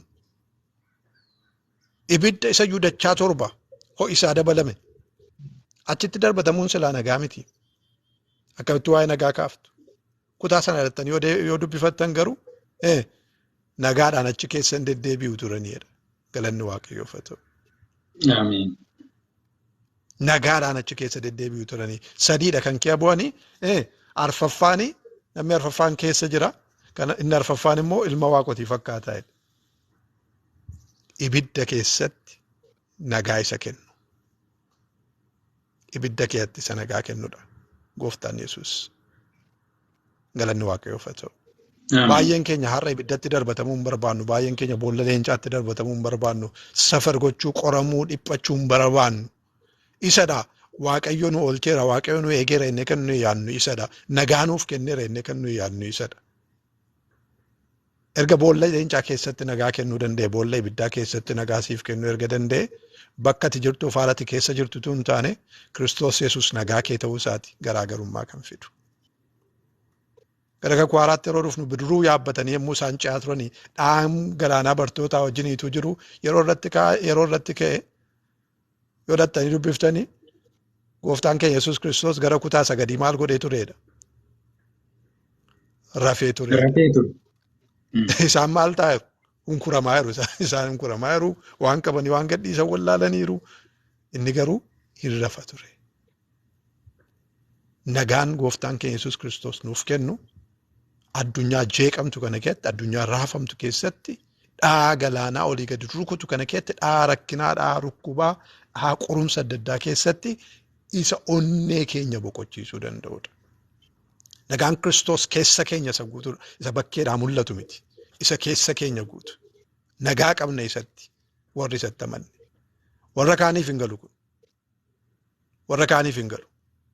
Warra Kiristoos Yesuusitti garaa isaaniitiin amananiif garuu inni nagaa keenya ta'uunsaa keessa keenya onnee keenya keessaa beekama. Utuu beelofnuu gammachuu qabna. Utuu ari'atamnuu gammachuu qabna. Utuu dheebonnuu gammachuu qabna. Utuu hidhamnuu gammachuu qabna. Kanaafidha bartoonni yoo hojii ergamootaa keessatti hidhattanii ilaaltanii Phaawulos fa'aa Siilaas fa'aa mana hidhaa keessatti harkaaf miilli isaanii sibiilaan hidhameetu jiru isaan garuu hin faarfatu turaniidha. Kiristoos nagaa keenyadha. Harkiif miilli isaanii hidhamuyyuu Kiristoos nagaa keenyadhanii warra faarfachuu danda'an. So gooftaan keenya Yesuus Kiristoos egaa lallabaa nagaatii, hangafa nagaatii, hundee nagaatii, isa nagaa kennu, isa nagaa labsuudha yeroo jennu addunyaa kana keessa waraanni hin jiru, rakkinni hin jiru jechuu miti. Waraana keessatti addunyaa rakkinaaf qorumsaan guutte keessatti onnee keenyaaf boqonnaadhaaf nagaa kan kennu ta'uusaa amannee fudhachuun baay'ee barbaachisaa ta'uusaa jabeessee darbuun barbaadaa jechuudha. Kanaaf an duubatti sin deebise. Lakkoofsa 19 irraa kaane amma lakkoofsa 10tti kan nu ilaalle boqonnaa lama lakkoofsa 10tti kan ilaalle gooftaan keenya Yesuus Kiristoos ilmaan namoota warra cubbuutti kufee fi Waaqa Abbaa walitti araarsuudhaa fi hojiin hojjete kan argisiise nagaa buusuusaa kan argisiise yeroo ta'u itti deebi'ee immoo har'a immoo lakkoofsa 11 kaasee inni jiru immoo Waaqaa wajjin nagaa buuftaniittu eeyyee Kiristoos Yesuusiin amanuu keessaniin Waaqa wajjin araaramtaniittu nagaa buuftaniittu nagaa argattaniittu araara argattaniittu Waaqa wajjiniin araaramuun keessan duwwaan Waaqa wajjin nagaa buusuu keessan duwwaan garuu nama wajjin nagaan buuftan taanaan gatii hin qabu jedhe. Walii gallee yaadama kana hubanneerra yaada amma ammaatti barumsa baranne keessatti. Waaqa wajjiniin nagaa buusuun keessanii nama wajjiniin nagaan buuftan taanaan gatii hin qabu jedhe. Kanaaf kaayyoonsaa namni namaa wajjinis Waaqa wajjiniinis nagaa buusuun akka irra jiru. Keenyan diinummaa garaagarummaa nu gidduu jiru maal gochuutu irra jira diiguudhaafidha kan inni dhufe. Isa garasiif isa garanaa, isa gamasiif isa gamanaa kan jedhamu, warra abaluuf warra akkasii kan jedhamu maqaa Kiristoos Yesuusiin. Kiristoos Yesuus isa nuuf fannifametti amanuu keenyaanii tokko taaneerra galanni Waaqayyoof haa ta'u. Sanyii tokko taaneerra, qomoo tokko taaneerra, Yihuudii kan jedhamu, Orma kan jedhamu hin jiru. Adii gurraacha kan jedhamu hin jiru. Garbaaf birmadduu kan jedhamu hin jiru. Kiristoos Yesuusitti amanuu keenyaan maal taaneerraa tokko nu godheera. Namoonni har'ayyuu Kiristoos Yesuusitti amanuu keessaniin Waaqa Abbaatti araaramuu keessan, Waaqayyotti araaramuu keessan amantanii namaa wajjin garuu nagaa hin qabne, sanyii wajjin nagaa hin qabne, gosaa wajjin, qomoo wajjin nagaa hin qabne yoo jiraattan asirratti dhaabadhaati of ilaalaa. Sababiin isaa Kiristoos Yesuus Waaqa wajjinis namaa wajjiniinis nagaatti akka nuyi jiraannuuf keenyan diinummaa diigeera. Keenyan diinummaa diigeera. Kanaaf lakkoofsa 19 kaasee isa jiru gabaabsinee dubbachuudhaa fi 19 irratti waan jedhu nu dubbisi tole. Egaa isin si'achi warra Waaqayyoof qulqullaa'anii wajjin warra biyyaa warra mana Waaqayyootis malee orma nama biyya diidaas miti jedha. Ameen. So egaa maaleen si'achi jedhamini wanti hojjetameera waan ta'eef isin irratti jireenya keessan irratti okay wanti hojjetameera waan ta'eef Kiristoos Yesuus hojii keessan hojjeteera waan ta'eef kana booddee isini jedhe si'achi gaasin kan biraadha jedhe dhimmi keessan warra kamii wajjin jedhe warra Waaqayyoof maal ta'an warra qullaan agartaniittu Yihuudii wajjin hin jenne warra Yihuudii hin taane wajjin hin jenne yookiis immoo Oromoo wajjin hin jenne yookiin Faranjii wajjin hin jenne warra Waaqayyoof maal ta'an warra Waaqayyoof qullaan namni tokko Waaqayyoof kan qullaa'e taanaan ati Waaqayyoof kan qulloofte taanaan isin warra tokkodha isin maatii tokkodha isin warra biyya tokkooti malee maal miti kana booda orma miti walii keessaniif galanni Waaqayyoof haa ta'u. Ameen. Ani baay'ina ajaa'iba. Eenyuunis ta'a eenyuun eessas jiraadhaa eessa baay'ee keessanii ijji wal hin beenu. Maafardhaa teenyee walirraa barataa irra beektu fannoo Kiristoos jalatti waan wal argineefidha galanni isaaf haa ta'u. Ameen. Isadha walitti kan nu fide ajandaa biraa hin qabnu dhimma kan biraa hin qabnu mata duree kan biraatiin kan nu wal geenye. Miila fannoo Kiristoos jalatti waan wal argineef garuu akka maatii tokkotti walirraa barachaa akka maatii tokkotti wajjiniin waaqeffachaa akka maatii tokkotti waliif kadhachaa wal jajjabeessaadha kan nuyi jiraan. Akka nama haadhaaf abbaa tokko irraa dhalateetti. Eessatti waan wal argineef fannoo Kiristoos jalatti waan wal argineef. Nu warra asitti har'a kana haasaa jiru duwwaa miti kan hirmaachaa jiru duwwaa miti. Guutummaa biyya lafaarraa warri Waaqayyoof ofii isaanii qulleessan obboloota keenyadha. Warri Waaqayyoof qullaa'u, warri Waaqayyoof bulu, warri Waaqayyoof jiraachuu dhaaf warri ofii isaanii dabarsanii kennan Kiristoos Yesuusitti amanuu isaanii warri mirkaneessan obboloota keenyadha. Iddoo isaanitti jiraatan, haala isaan keessa jiraatan, sabummaan isaanii, gosi isaanii, afaan isaanii utuu eenyuun hundaan geessin maatii tokkodha obboloota tokkodha galanni Waaqayyoof haa ta'u. Ameen. Moo'ichi akkamiiti kun? Hojii guddaa akkamiiti wanti fannoon kun hojjete? Kanaaf si'achi isin orma miti akka ormaatti of hin ilaalina.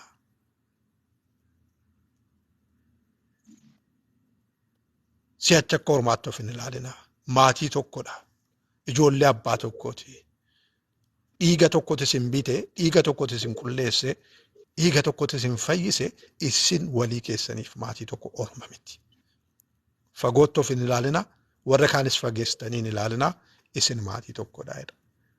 Lakkoofsa 20 fufiitiin nu dubbisi. Okay. Isin hundi ergamootaaf raajotaa irratti ijaaramtaniittu Kiristoos Yesuus immoo ofii isaatii dhagaa golee qajeelchudha. Ameen. Galanni Waaqayyoof haa ta'u. Ameen. Amma gaa isin jedhee yeroo waamu warra maal taatan warra hundee raajotaatii fi hundee ergamootaa irratti maal ta'an warra ijaaramtan. Warra achirratti ijaaramtan. Warri hundee raajotaaf ergamootaa irratti ijaaramtani dubbii raajotaan isinitti himame karaa sagalee isaatii isiniif barreeffame isiniif kaa'ame warri itti amantanii fudhattan ergaa Waaqayyo isiniif dhufe dubbii Waaqayyo isiniif dhufe dhugaadha ameen jettanii warri fudhattanii isin maal taataniittu ijaaramtaniittu hundee raajotaatiif ergamootaa irratti ijaaramtaniittu. Phaawulos waa'ee kanarra deddeebi'ee dubbata. Isa nuyi ijaarre dhagaa bu'uuraa isa nuyi keenya irraan ala kan biraa kan isin barsiisu yoo jiraate jedhaan. Hundee kanaan ala hundee kan biraa kan kaa'u yoo jiraate hundee kanaan ala kan biraa kan isin barsiisu yoo jiraate akeekkadhaa eeggadhaa jedheeti kan inni akeekkachiisu. Yeroo isinii hundee raajotaaf ergamoonni kaa'an irratti ijaaramtanii dhagaan baay'ee barbaachisaan tokko jira yeroo manni ijaaramu. Hundeen manaa yeroo kaa'amu dhagaa golee qajeelchutu barbaadama. Dhagaa golee qajeelchutu lakkaa'ama. Dhagaan golee qajeelchu kun qajeeleen kaa'amne taanaan dhagaan qajeelaan dhagaan mana sana qajeelchuu danda'u hin kaa'amne taanaani manni sun qajeeleen ijaaramu qajeeleen dhaabatu. Dhagaan golee qajeelchu kun immoo Kiristoos Yesuusidha galanni isaaf haa ta'u. Ameen. Kanaaf eeyoo irratti ijaaramtu jechaadha Kiristoos Yesuus irratti ijaaramtu. Kiristoos Yesuus irratti. Kiristoos Yesuus irratti qofaama isaatti achi gootan ijaaramtu hin jenne. Hundee isa raajonni fi bartoonni kaa'aman irratti yeroo ijaaramtanii dhagaan golee keessan qajeelchu immoo eenyudha? Kiristoos Yesuusidha. Referensiin keenya isadha. Qajeelchaan keenya isadha. Geggeessaan keenya isadha. Hundeen keenya isadha. Isa irratti kan nu ijaaramnu. Haaleluuyaa galanni Waaqayyoof haa ta'u. Ameen. Kana beekuu caalaa wanti nagaa namaaf kennu hin jiru. Kana beekuu caalaa wanti nama boqochiisu hin jiru. Lakkoofsi 21 isuma wajjin wal qabatee jira. Nu dubbisi tole. Kanuma duwwaa jedheen xumuraan. Guutummaan ijaarsa sanaa isumaan walitti qabamee mana qulqullummaa Waaqayyoo ta'uudhaaf Gooftaatti hin guddata jedha. Irra deebi'i suuteeriitii dhaggeeffadhaa. Guutummaan ijaarsa sanaa isumaan walitti qabame. Ijaarsa isa kam? Isaan maha ilaalaa ollee jechuudha biti. Hundee raajotaatii fi ergamootaa irratti dhagaa golee qajeelchu dhagaa Kiristoos Yesuus irratti yeroo ijaaramtan jechuudha. Irra deebi'ama. Okay. Guutummaan ijaarsa sanaa isumaan walitti qabamee mana qulqullummaa Waaqayyoo ta'uudhaaf Gooftaatti hin guddata. Isinis immoo isumaan mana isa Waaqayyo hafuura isaatiin keessa jiraatu taatanii itti ijaaramu keessan jedha. Ameen. Galanni Waaqayyoof haa ta'u. Ameen. So dhagaa golee qajeelchu duwwaa utuu hin taane guutummaan ijaarsa sanaa immoo eenyuun ijaarama jedhee isumaan ijaarama. Isumaan walitti qabama. Waldaa kiristaanaa kan ijaaru eenyudha? Waaqayyo ofii isaati. Waldaa kiristaanaa kan ijaaru Yesuus ofii isaati. Isumaan walitti qabameetu maal ta'a jedhe? Mana qulqullummaa ta'a jedhe. Mana qulqullummaa ta'uudhaaf ijaaramtu. Yeroo ijaaramtanii mana qulqullummaa ta'uudhaaf ijaaramtu. Mana qulqullummaa akkamii? Mana qulqullummaa isa Waaqayyo keessa jiraatu. Mana qulqullummaa isa Waaqayyo keessa buufatu taatanii ijaaramtu jedha galanni Waaqayyoof haa ta'u. Ameen. Kan Gooftaan keenya Yesuus Kiristoos fannoo irratti dhufee du'e gara tokkummaa kanaatti nu fiduufidha. Ijaarsa adda addaa akka ijaarruuf osoo hin taane ijaarsa tokkicha isa inni ijaaru isayyuu immoo isan ofii isaatii keessa jiraatu. Waa lama akkasiin hubattanan barbaada. Tokko akka dhuunfaa keenyatti nuumti maayedha. Mana qulqullummaa kan Waaqayyo ta'u irraanfachuun nurra hin jiraatu. Iddoo buufata hafuura qulqulluu akka taane. Lama walitti yommuu dhufnu walitti dhufeenyi keenya sababii kan biraatiif utuu hin taane yookiis immoo haajaa kan biraatiif utuu hin taane haajaan isaa inni guddaan wiirtuun isaa dhimmi isaa inni guddaanii mana qulqullummaa kan Waaqayyo taanee walijjiniin ijaaramne Waaqayyo nu gidduu akka inni jiraatu gochuudha. Waaqayyo nu gidduu akka inni buufatu gochuudha. Ijaaramni keenya ijaarama akkasii akka ta'uuf Waaqayyo nu haa gargaaru. Ameen. Nu immoo akka dhuunfaa keenyatti mana qulqullummaa kan Waaqayyoo ijaarsa. Mana qulqullummaa kan Waaqayyoo tokkoon keenya bilooketii tokkodha jechuudha. Ijaarsa Waaqayyo nu ijaaruu barbaadu keessatti. Sanaaf fiit kan goonu, sanaaf Waaqayyo kan nutti dhimma ba'u, kan ittiin Waaqayyo mana isaa ijaaru akka taanuuf Waaqayyo nu haa gargaaru. Ati Kiristoos Yesuusiin erga fayyitee booda akkuma barbaaddetti kan jiraattu utuu hin taane Waaqayyoof qullooftee kan jiraattuu fi mana qulqullummaa Waaqayyo Waaqa jiraata kan Waaqayyo si keessa jiraachuutti gammadu. Kan hafuurri Waaqayyo si keessa buufachuu barbaadu. Taatee akka jiraattuuf Waaqayyo si haa gargaaru, Waaqayyo si haa eebbisu. Hundi keessan eebbifamaa.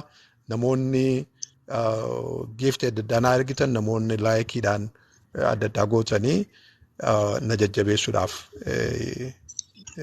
dhamaatan Waaqayyo si haa eebbisu, eebbifamaa isiniin jechuun jaalladhaa. Tola sii deebiseera. Okay. Waaqayyo dachaa sinaa eebbisu paaster dhugaa dubbachuuf Waaqayyo keenya guddisnee galateeffanna. Sababni isaa har'as irra deebinee ergaa hafuura namaa dadammaqsuu, ergaa hafuura namaa jajjabeessu akkasii dhaga'uu keenyaaf Waaqayyoon guddisnee galateeffanna.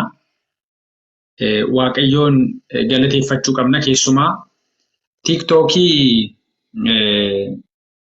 mandara keessatti yaadonni garagaraa sammuu namaa miidhuu danda'an, hafuura namaa miidhuu danda'an, tapha miidiyaa kanaa kan waan tokkollee bu'aan keessaa hin argamne keessatti babal'atanii jiran, keessatti kan nama arrabsuu, wal arrabsuu, wal jibbuu, dubbii Waaqayyoof kabaja kan ta'uu hin dandeenye jechoota hin malle garagaraa dubbachuun keessatti bal'atu. Kana keessatti dubbii Waaqayyoo akkasitti walirraa akka barannuuf Waaqayyo haala nu mijeessuu isaatiif Waaqayyoon guddisnee galateeffanna.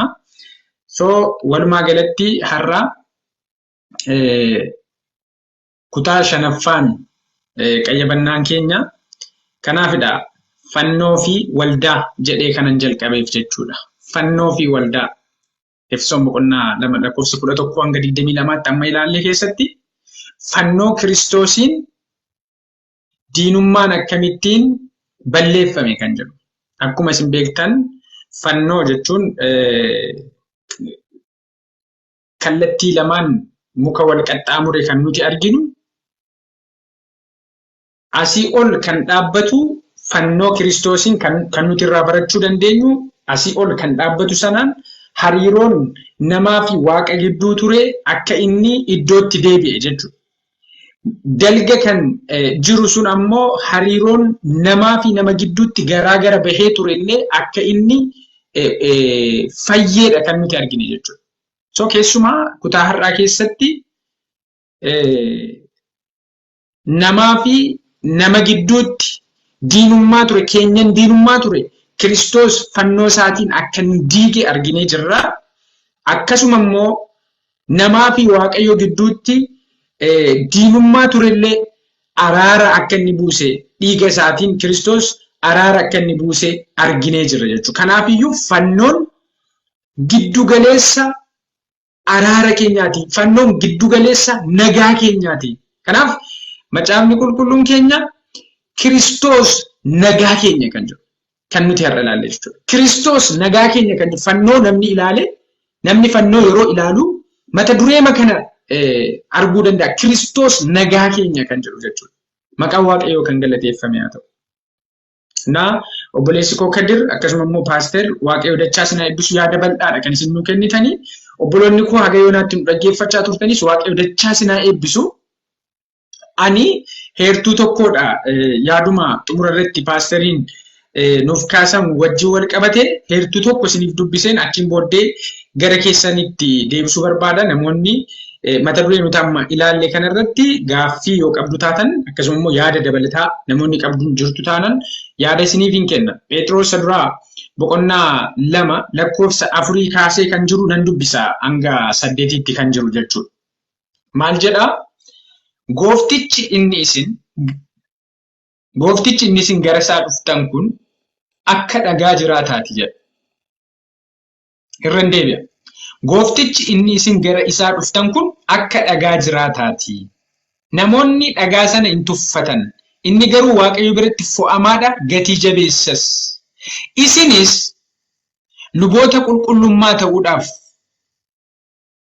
aarsaa hafuuraa isa karaa Yesuus Kiristoos Waaqayyo duratti fudhatamu dhiyeessuudhaaf akka dhagoota jiraatootti ijaarsa mana isaa hafuuraa sanaaf ta'aa jedha. Jecha kan akkasin irratti yaaddan nan barbaada. Gooftichi inni isin gara isaa dhuftan kun jedha. Sila kan nuti ilaallee isin hundee ergamootaaf raajotaa irratti ijaaramtanii Kiristoos ammoo dhagaa golee qajeelchuudha kan ijaarsisu guutummaatti ittiin walitti qabamu, kan ittiin ijaaramu, ijaarsi sun kan irratti ijaaramus, kan ittiin ijaaramus Kiristoos Yesuusidha jechuutiin akkuma kaasu gooftichi egaa inni isin gara isaa dhuftan kun akka dhagaa jiraataati erga jedhee booddee isinis luboota qulqullummaa ta'uudhaaf aarsaa hafuuraa isa karaa Yesuus Kiristoos Waaqayyo duratti fudhatamu dhiyeessuudhaaf akka dhagoota jiraatootti ijaarsa mana isa hafuuraa sanaaf ta'aa jira. Kanaafiyyuu nuti Phaawulos iddoo biraattis kan inni kaasu lammaffaa Qorontos boqonnaa 6 lakkoofsa 14 irraa kaastanii hanga xumuraatti kan argitan isin mana Waaqayyo ijaaruudhaan nuun jechuudhaan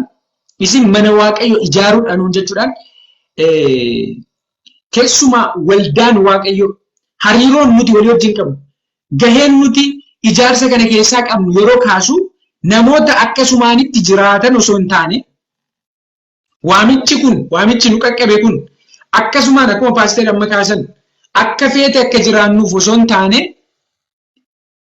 dhagoota jiraatootti ijaarsa mana isaa hafuuraa sanaaf ta'aa jechuudhaan ijaarsi karaa Kiristoos guutummaatti ijaaramu kun guutuu ta'uu kan inni danda'u namoonni dhagoota ijaarsaaf malan ta'an yeroo walitti dhufanidha kan jedhee walitti qaba jechuudha. Kiristoos hundee manni sun irratti ijaaramu yoo ta'e warri ijaaraman immoo isinidha kan jedhu. Nudha kan ijaaramu ijaarsi Waaqayyo isin mana Waaqayyo ijaaruudha jedha. So kanaafiyyuu ijaarsi kun hundeensaa Kiristoos yoo ta'e aniif isin immoo akkuma manni tokko dhagoonni garaagaraa walirra tuulamanii ijaaraman sanatti ijaarsa guutuu kan inni ta'uu danda'u namoonni manichaaf dhagaa manichi ittiin ijaaramuuf malu ta'an yeroo walitti qabamanii waan ta'eef aniif isin dhagoota kana dhagoota jiraatoo ta'uu qabnaa jechuudha. Ijaarsa kanaaf warra malan. Isinii galee? Kanaafiyyuu Phaawulos inni hatu hin hatiin, inni sobu hin sobiin, kanaan dura kan keessa jiraachaa turtan jijjiiramuu qaba kan inni nuun jedhuuf sababni kan biraan tokkollee hin jiru jechuudha. Kanaafidha. Kanaafiyyuu hanga lakkoofsa 18 isin dubbifadha. Ergaan kun ergaa addaati. Ani Waaqayyoon guddisee nan galateeffadha waa'ee kanaafi. So waldaan Waaqayyoo Kiristoosiin kan ijaaramte, Kiristoosiin kan walitti qabamte, akkasuma immoo Kiristoos irratti kan ijaaramte jechuudha. Kanaaf waldaan Kiristoosiin giddugaleessa hin godhanne yoo ta'e ijaarsi sun raajotaaf ergamoota irratti moo miti kan jedhu akka nuti itti yaadnu nu taasisa. Ani kana jecha ergaa guyyaa har'aa kana nan xumura. Tarii isin keessaa kan gaaffii qabu yoo jiraate amma xumuraatti warri turtan hundumti keessan Waaqayyo dachaa isin haa eebbisu. Gaaffii adda mata duree amma nuti mareenni kana wajjin kan wal qabatu jechuudha. Gaaffii qabdu taanaan bira hin darbiina gaafadha. Akkasuma immoo yaada addaallee qabdu taanaan mata duree kana irratti yeroon kan keessan jechuudha isiniif kenneera.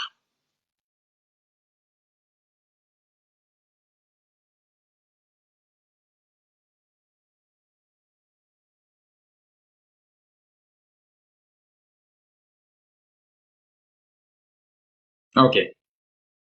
So calliftanii jirtu kana jechuun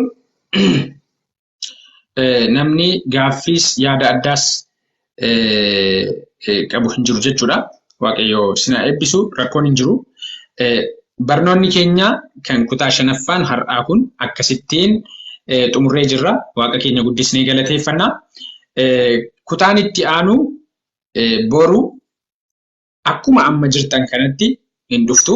Namoonni haga yoonaatti kutaa 1ffaa, 2ffaa, 3ffaa, 4ffaa akkasuma immoo har'as namoonni hirmaattanii jirtan bor sagantaa isin itti madaalamtanidha jechuudha. Namoonni haga yoonaatti hirmaachaa jirtan yeroo akkas jennu waanuma ittiin hagam hubanne hagam eebbifamne kan jedhu wal ilaallu sagantaa gaaffiif deebii akkasuma immoo qorannaa irra deebinee ilaalluudha jechuudha bor. Hamma yoonaatti kan qorannee jiru keessa deebinee maal barannee kan jedhu kan walii wajjin ilaalluudha jechuudha. Namoonni haga yoonaatti hirmaachaa jirtan bor sagantaa gaaffiif deebii qabna jechuudha. Hammam hubattanii kan jedhu, hammam eebbifamtanii kan jedhu sirriitti walii wajjin ilaalla boru. Nana mana yeroo eebbaa akka nuti qabaannu jechuudha. Borullee hin hafiina. Akkasuma yeroo itti aanuttis kutaa boqonnaa sadaffaa, boqonnaa sadii, kutaa torbaffaa irraa kaasnee immoo boqonnaa sadii irraa kaasneeti walii wajjin ilaaluu itti fufnaa jechuudha. Waaqayyo dachaa sinaa eebbisu. Paaster kadhata xumuraa nu gochuu dandeessu taanaan hedduu natti tola. Haala mijataa keessa jirtu ta'e jechuudha.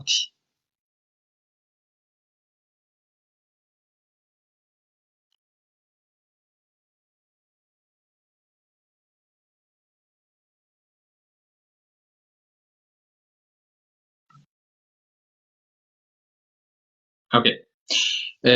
Paasteriif mijatu natti fakkaata. Tarii intini isaanii paawus ta'eeti natti mul'ataa jira waan ta'eef kadhata xumuraa kadhata gabaabaa goonee hin xumurra.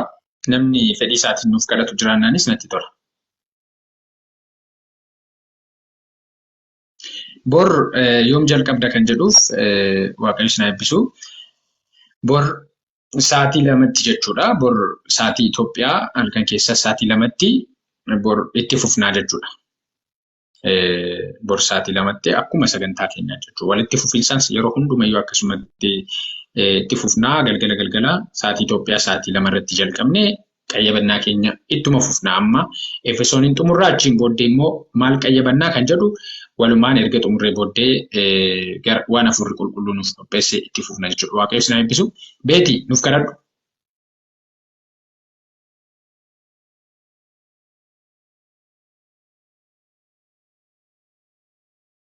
Hayyee tolee eebbifame.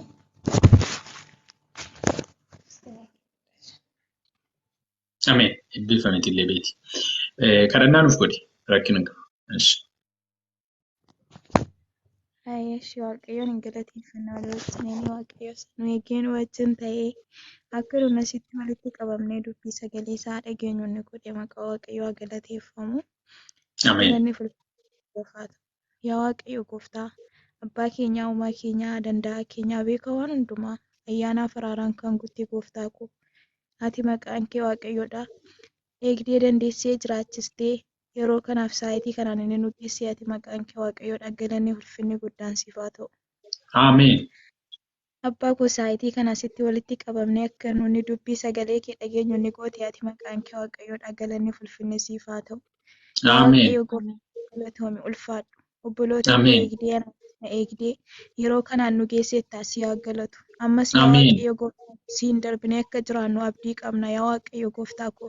Kaleessas siin darbinee dhufnee har'a keenya yaa waaqayyo gooftaa koo nuuni warra har'a ga'uuf malee utuu hin taane yaa waaqayyo. Gargaarsa keetiin har'a geenyee jirra kanaaf si galateeffachaa jirra. Akkasuma miti abbaa koo si galateeffachuun keenya. Waa baay'ee keessa siin darbinee dhufnee yaa waaqayyo namarraa taanee jirra kanaaf si galateeffachaa jirra. Galanni ulfinni guddaan siif haa ta'u. Abbaa bara baraa koo si haa galatu. Ani yaa waaqayyo gooftaa koo akkasumatti si kadhachaa jira miti akkasumatti maqaa kee waammachaa jira miti gargaarsa kee argee yaa waaqayyo gooftaa koo kaleessa dabarsitee fiddee asiin naga'uu kee argeen si galateeffachaa jira si waammachaa jira. Akkasuma obboloonni koo illee akkasumadha abbaa koo akkasumatti miti kan maqaa kee waammachaa jirani akkasumatti miti yaa waaqayyo kan si galateeffachaa jirani. Oolmaa baay'ee biraa qabda oolmaa baay'ee nu biraa qabda abbaa koo kanaaf si galateeffannaa galanni ulfinni guddaan siif haa ta'u. Abbaa koo galatoomii. Ani yaa waaqayyo gooftaa koo jecha takka illee hin qabu. Galata immoo sitti hin hir'isu abbaa koo galanni siif haa ta'u. Yaa waaqayyo gooftaa koo atis wanna biraa nurraa hin feetu. Kanaaf yaa waaqayyo gooftaa koo galata siin jennaa galatoomi. Ameen. Yaa waaqa koo amma mootuma si galateeffadhu si kadhadha. Ani nama dadhabduudha nama cubbamtuudha yaa waaqa koo.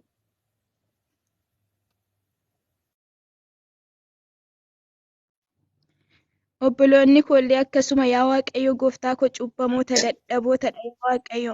Cubbuu keenya hundumaa keessatti nu gargaarte yaa Waaqayyo. Otoo nuni cubbamoota taanee jirru yaa Waaqayyo nu jaallatti. Kanaaf yaa Waaqayyo gooftaa koo ammallee cubbuu keenya yakka keenya irra daddarbee keenya nuuf dhiisuun fedha keef jaalala kee haa ta'u. Obboloota kiyya fedha keef jaalala kee haa ta'u. Dadhabbii isaanii Waaqayyo isaan bira dhaabbachuun fedha keef jaalala kee haa ta'u. Si malee gargaaraa biraa hin qabnu abbaa koo. Si malee namatti mannu rakkoo keenya hin qabnu abbaa koo. Si malee yaa Waaqayyo gooftaa koo kan waammannu hin qabnu yaa Waaqayyo. Kaleessa siinoollee har'asuma qofa waammanna. Kanaaf obboloota koo gargaarii. Anaanis na gargaari abbaa koo. Nuni dadhabootadha si malee humna hin qabnu. Yaa Waaqa koo ati nu jabeessi. Ati mana kee keessa jabeessi nu dhaabi abbaa koo. Yaa Waaqayyo gooftaa koo. Akkasumallee warra dukkana keessa jiran yaa Waaqayyo.